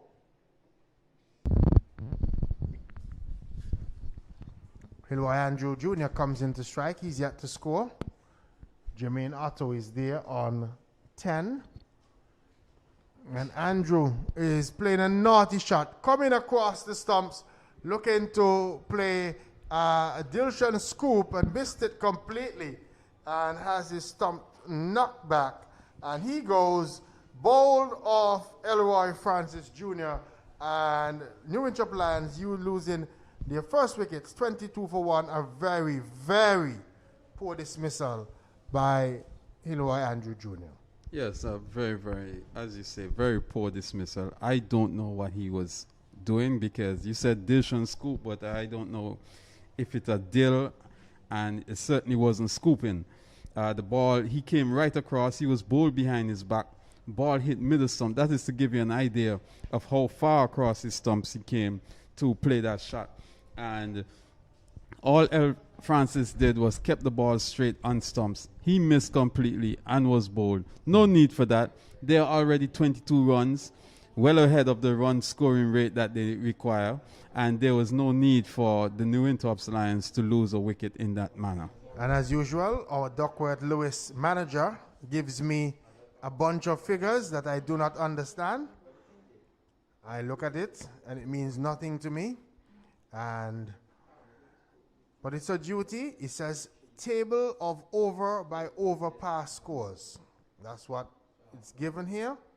And has the wickets down and the overs and how much they should be. And we've had what, 2 overs gone? And 2 overs with no wickets down, it should be 16, and that means that New Winthrop Lions, they are ahead of the asking rate.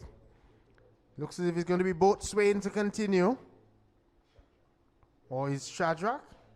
Shadrach has really put on some size since we've last seen him in cricket. He's looking quite Beefy. Broad.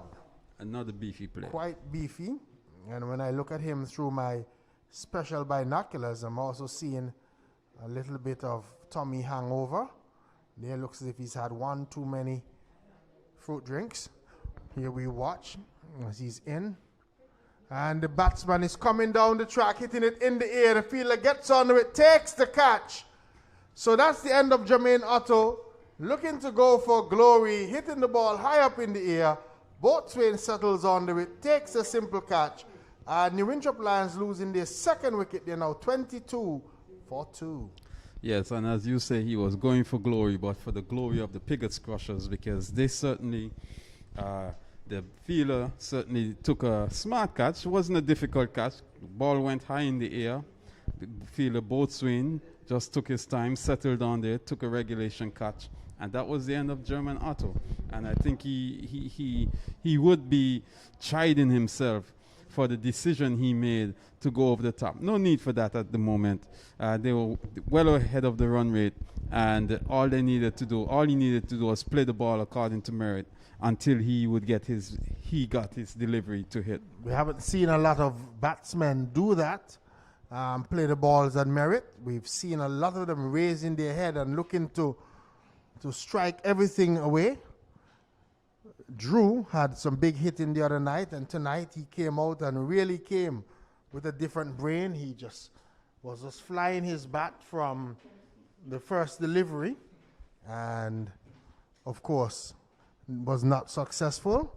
And again, we see Jermaine Otto there going for glory when he should have just pushed that one in the gap and got a couple of runs. Here, the new batsman is in his first delivery, square of the wicket. And Fernandez gets it down to backward point. Fielder diving and tumbling in that direction. And Moore has come out to join him, 23 for 2. Vincent Shadrack Jr. in his first over. He would be happy because he's only conceded 1 run and he's gotten a wicket. Yes, he has reason to be happy also.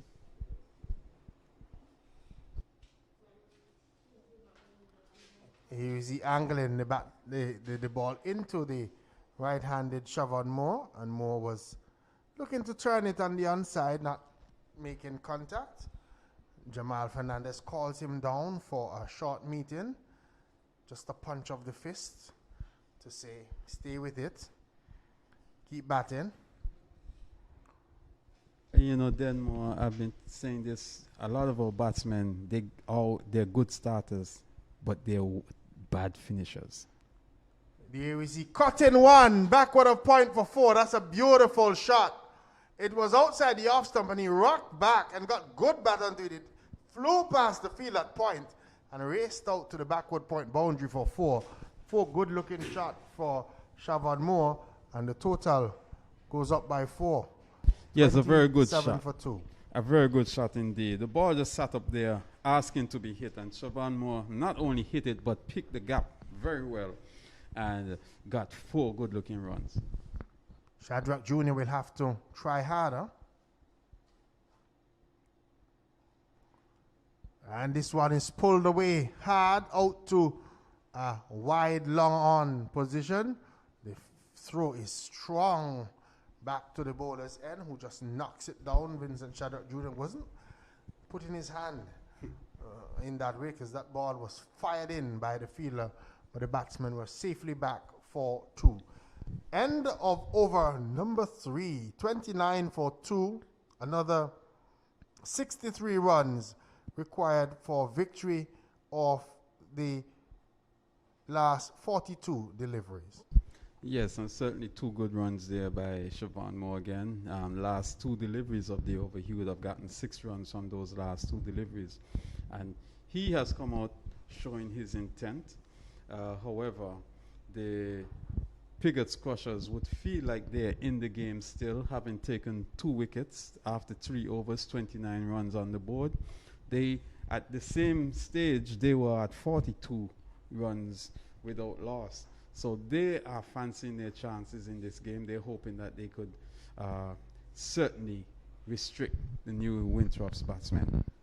So here is the New Winthrop's batsman in Fernandez, forcing this one away out to a wide long on position for a run.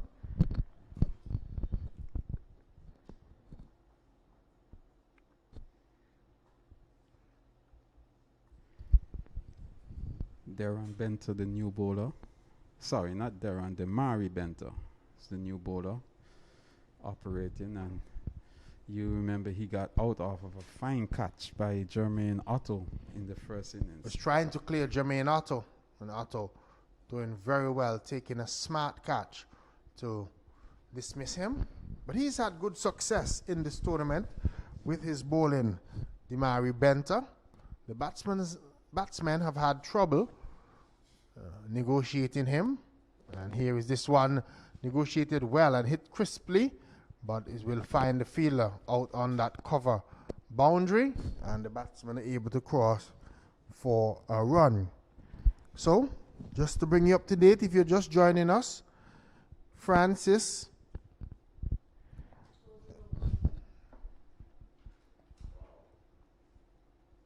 No ball. So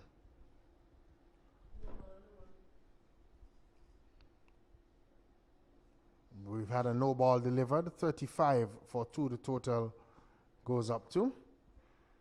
Moore is on 7, Fernandez is on 2. Fernandez is hitting this one in the air out to the long on region and clears the fielder. 6 runs. So to add insult to injury, you've just bowled a no ball, given away 4 runs, and now Free the free hit hit delivery. delivery goes for 6. So 10 runs off of that mistake by the bowler in Demari Benter. And Fernandez really launched into that one and hit it far. Benter will try again around the wicket to Fernandez, who's looking to drop it on the onside. Doesn't really get bat onto it. And anything that gets bat and goes into that onside field is there are acres of space there. Here they're getting a single as the ball goes out to deep mid wicket. The fielder comes in off the boundary. And one more to the total. So I was saying that Pickett's had 22 from Elroy Francis Jr., 27 from Kadeem Henry, and then the other scores read like an tennis match. 2-5, 6-1, 3-2-1 as they lost their way. Pickett's crushes. This is another delivery struck away for a boundary. 4 runs. It was a poor delivery from Benter, just sat up, and the batsman with a free swing of the bat hit it hard over the long off region and picked up another run, another boundary. So Yes. 4 overs have completed. The total is 46 for 2. Yes, a very good strike there by Siobhan Moore to end the over. And they have started in a sort of different manner than the Pickett's Crushers did, but they have somehow been maintaining their scoring rate for these first 4 overs. In addition to getting some free runs from the bowlers with a little bit of indiscipline from their bowling. We'll see how this run chase continues, but the men from New Winthrop certainly are fancying their chances of overtaking or overhauling the winning total. 46 from 36 required. Swing and a miss by Fernandez to delivery from Shadrach Jr. That was outside the off stump and no run. One of the keys, I believe, that the New Winthrop Lions require for victory is for Fernandez, who has he tends to soak up a lot of dot balls to eliminate them. This delivery is driven hard out into the offside field. The batsmen were able to come through for another run. Run number 47. Yes, and as you reduce the number of dot balls that are bowled to you, it means that the strike is rotating and the bowler has to always adjust to a different batsman every time. 91 for 7 was the total made by Pickett's Crushers. Nina Henry got a wicket. Fernandez got 2. Moore got 2. A swing and a miss by the right-handed Shavon Moore to a slower delivery delivered by Vincent Shadrack Jr. And again, there was no run. A wicket for Murray Cornelius and a wicket for Francis as well. And the extras were 22. 4 no balls.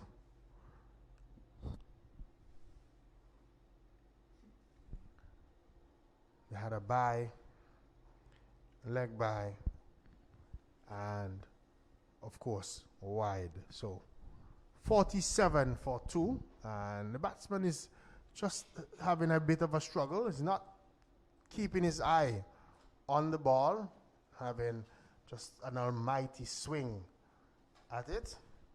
No contact made. So Shadrack Jr. continues, and this time Moore is making contact, but good feeling out in the point region. The fielder getting across very quickly, making the ground and smothering the ball and preventing possibly what could have been 2 or 3 runs, limiting it to just a single. Yes, very good work there by the point fielder. I'm not sure of his name, but coming across to his right and then diving and fielding cleanly, limiting the batsman to only 1 run.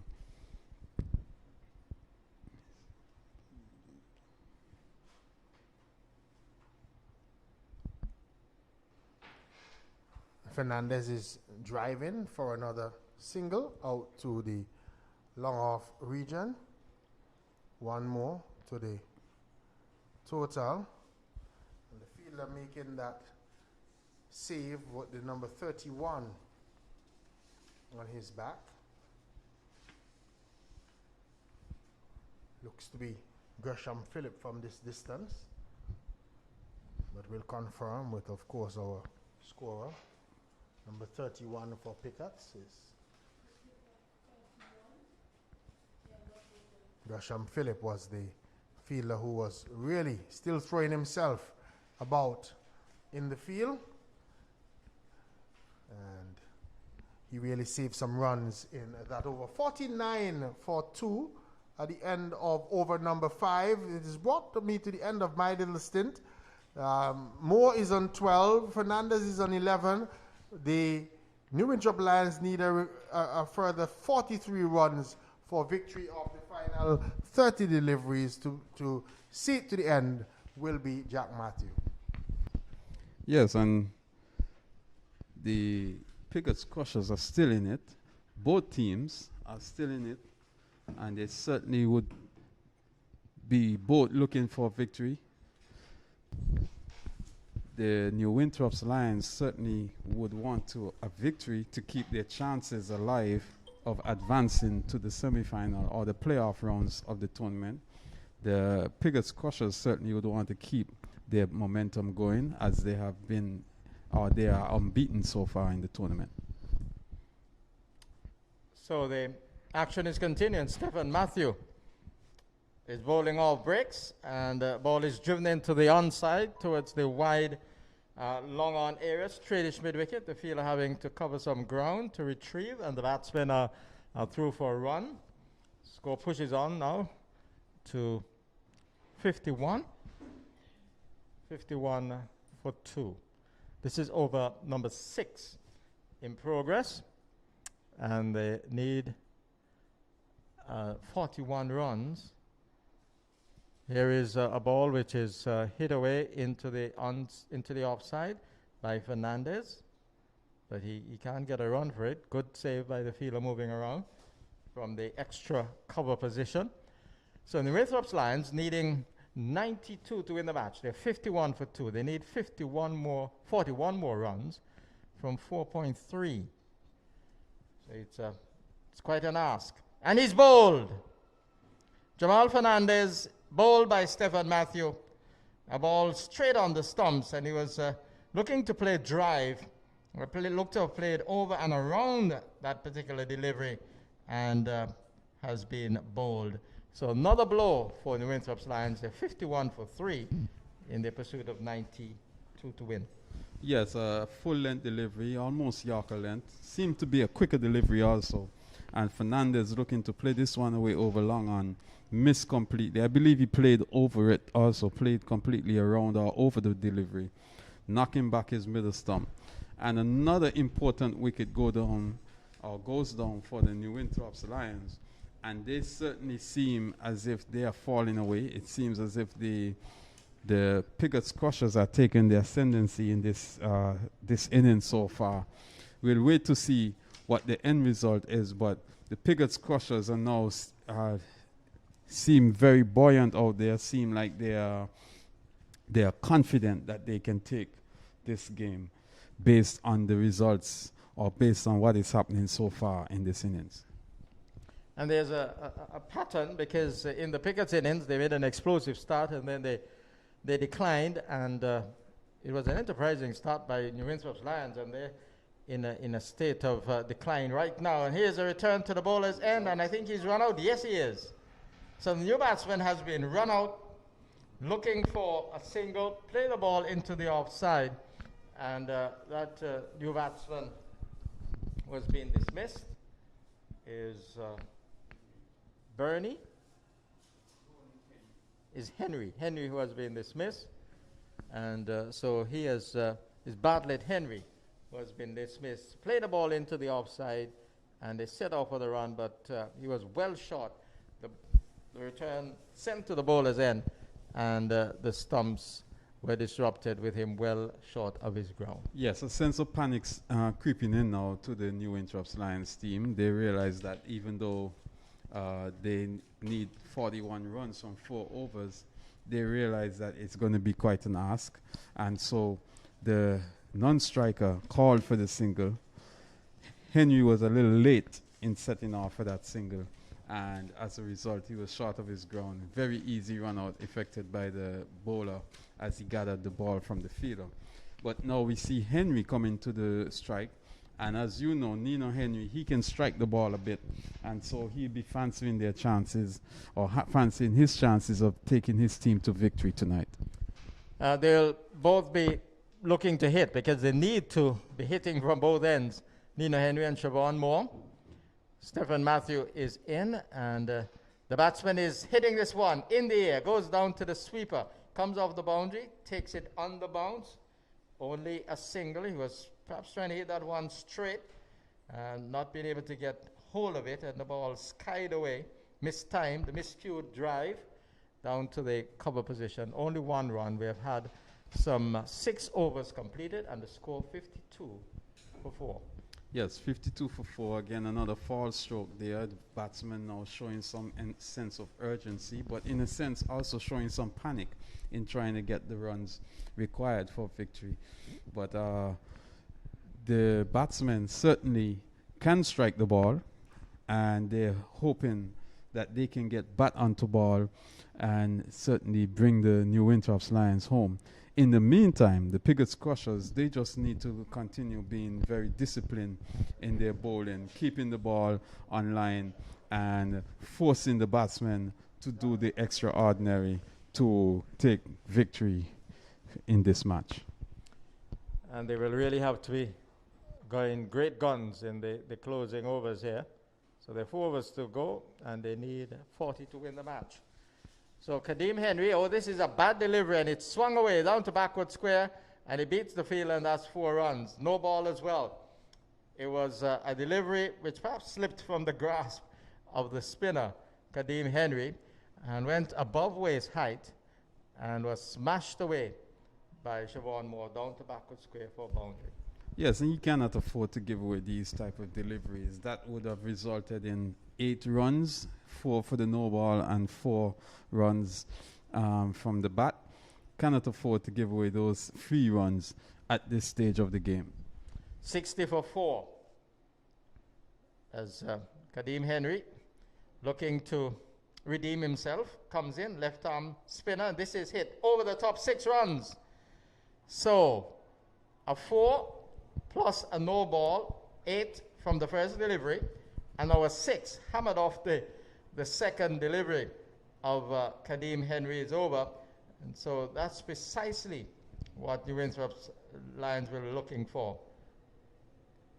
Yes, a very good strike there by the batsman. It looks like it was Siobhan Moore hitting it cleanly over the long on area. And basically it was served up as a gift because delivery was just a full-length delivery right in the hitting arc of the batsman. He's in again, and this is hammered down to the point position. Goes straight to the fielder.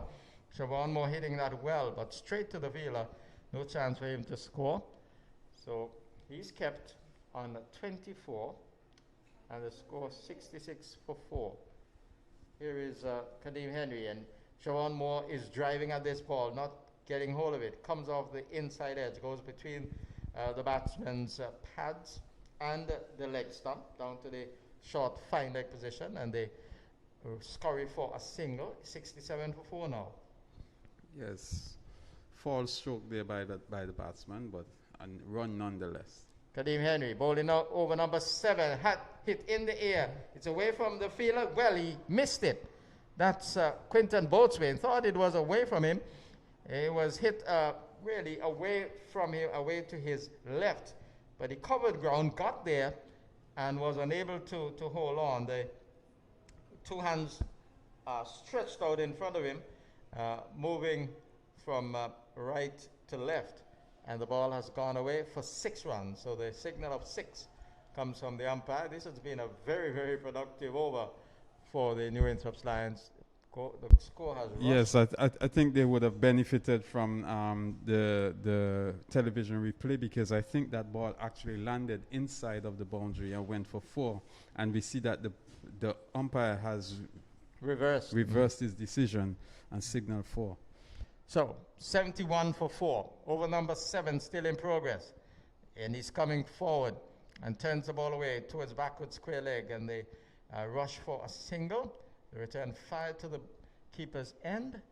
So eventually the over has come to an end. An expensive one bowled by Kadeem Henry. And just looking at the electronic scoreboard to verify how many runs came. 20 runs came from that over. The score has raced on to 72 for 4. And it means now that they need 20 runs to win from the last 3. Yes, and very, very, very productive over for the New Winthrop's Lions. They really loved what they got from this over. 20 runs from this over has brought the deficit now down to 20 runs. From 18 deliveries. And they would be fancying their chances, especially after what they got from that last over. It just requires some disciplined batting for them to go over the line. Ball pushed away down to the short third man area. They offer the run right away. Vincent Shadrack Jr. not been able to prevent that. Good running between Siobhan Moore and Nino Henry. Siobhan Moore with that single on to 25. Henry on 6, it looks like. Comes into strike. 73 for 4. 19 required of 17 deliveries. And this time it's a misfield by Vincent Shadrack Jr., but it doesn't cost pickets because the fielder at that point area came around just beyond the circle to tidy up. The ball deflecting from the leg of Shadrack Jr. at that short third man area. Score 74 for 4. This ball is taking the batsman on the pad and goes away towards the short third man area. And is there a signal from the umpire? There is no signal, so it must have been a bit of bat too. Yes. So a bit of bat onto the pad and going down to short third man. 75 for 4, the score. Halfway through number 8. Over number 8. They now need 17 runs to win. And he's getting a ball which he goes back to, dangerously going back to that delivery. Should have been forward to that one. Looking to dab it down to the backward point area. Fortunately for him, he took the inside edge and went towards square leg. Actually, he missed it. He actually missed it because the umpire signaled by. It seemed like it went through to the keeper, but ricocheted off of the keeper's pad into the onside. Okay. So, one more to the score. Batsman is forward. Gets it along the ground back to Stephen Matthew, the off spinner. 76 for 4. So we have 1 ball left in over number 8. Now they need, 16 runs to win? Ball turned away into the onside, down to the straight mid-wicket area, and a run had off the final ball of over number 8. So 15 required from the last 2 overs. They need to score at 7.5, and this really should be a target achieved by New Winthrop Lions, especially because they're backs against the ropes here. They need a win to stay in contention for semi-final spot. Yes, they would be looking to get a win here, and I believe that the Pickett's Crushers would want to bring back Boatswain at this point in the penultimate over, try and see if he could knock over these batsmen and also restrict the scoring so that in the final over they'll be under some pressure to get the required runs for victory. Because Boatswain has pace, but we saw in his opening over he was hit about a bit. 77 for 4 is the score. 2 overs left, 15 required for the second victory for New Winthrop Lions in this competition. They started their quest with a victory in the opening game, but I think they've suffered a defeat in their last encounter. So they have a situation here where they have won one and they've lost the other game prior to this match. And each team, of course, will be playing 4 matches. Oh, this is a wayward delivery and called wide, called no ball, because it was high. It was so high, it went above the batsman's head, and the wicket keeper having to do a lot of work behind the stumps to stop it. And the signal came from the umpire, James Trotman. Yes, I think the keeper did well to stop that, but that could have that had a bit of danger on it also, as the batsman evaded the delivery. Now, as it stands, he cannot bowl another delivery over the waist, or he would be asked to stop. He'll be asked to stop ball. The bowling. Yes. So 11 runs needed. Boatswain is in, and it's driven into the onside. Goes very, very quickly down to the fielder, Kadeem Henry, at that long on position, and he does well, fields and sends the return to Boatswain, a single had.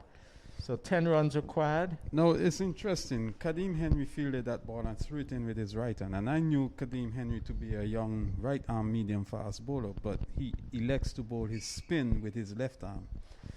Quite an interesting development. He's an ambidextrous player. He uses both hands very, very well.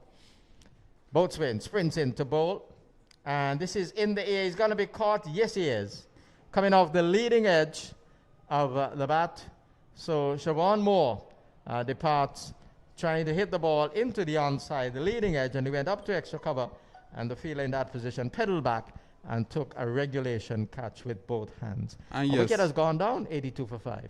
And this is part of the reason why Boatswain was brought back. Not only for his wicket taking ability, but also for the fact that they're trying to restrict some runs in this penultimate over and put as much pressure on the New Winthrop team in the final over to get victory. So they need 10 runs from 9 balls, and it should be, as the saying goes, a piece of cake. But in this whole game of cricket, strange things have happened, and you never know. They will still have to get those runs. Pickett's Crushers will know a dot ball here and there could present some problems, could increase and exert pressure on the batting side. So the New Winthrop Lions will have to be very, very disciplined in their approach. Don't try anything rash, because it's not a requirement at this stage.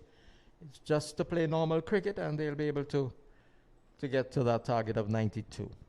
Yes, normal in one sense, but they still have to pick up the runs. They can't just go out there and soak up that balls neither. Yes, they'll just be looking for singles, and if a boundary comes along, well, they'll take it. And he bowls him. A full length delivery, and he was playing across the line of that one. He should have been hitting the ball straight down the ground. And the batsman has been bowled by Quinton Boatswain. So more drama to the action here at the Sir Vivian Richards Stadium in this 10-splash encounter between New Winthrop's Lions and Pickett's Crushers. The batsman has been bowled. That's Francis. He has been bowled for no score, and it's 82 for 6. Still 10 runs required and 8 balls to come. Yes, a very good delivery there, full-length delivery, but the batsman himself really didn't do himself any justice by trying to play it away towards the mid-wicket area. He would have been better served trying to play it away, playing straight, and negotiating that first delivery first of all. But again, at this stage of the game, pressure causes the batsmen to lose their shape and cause them to play the wrong shots at the wrong time. And another factor we have to take into account, Vince, is that we're down now to the lower half of the batting as well. So they're perhaps, one, not as experienced, two, not as proficient as the batters early on. And so Boatswain and the other bowlers could well be exploiting that. And here is the delivery, which has the batsman just pulling the bottom hand away, gets it away down to the short third and area. We see there's a signal from the umpire. There's a signal of leg by. So the ball hitting the thigh. He's now rubbing at that area, rubbing the thigh as he walks around at the non-striker's end. 83 now for 6, so 9 runs required from the last 7 deliveries. Yes, and I think at this stage, New Winthrops would want Nino Henry on strike. We know he could hit it around, but he also would probably be the most accomplished batsman at this stage. So Boatswain into bowl to Henry, and Henry is looking to turn the ball into an outside chance for a run out. The ball misses the stumps, and they get home.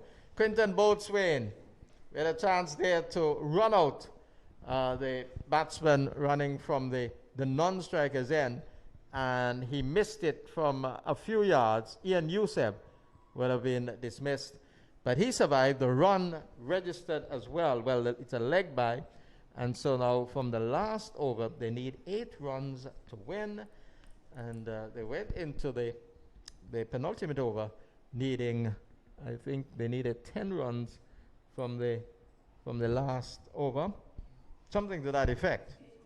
They needed 10 runs from the last over, but 8. They need 8 now. Well, no, from the last 2 overs. How many runs came from the last over?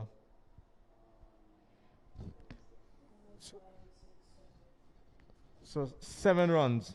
So they went into the last 2 overs needing 15. So now they got 7, so now they need 8 to win the match.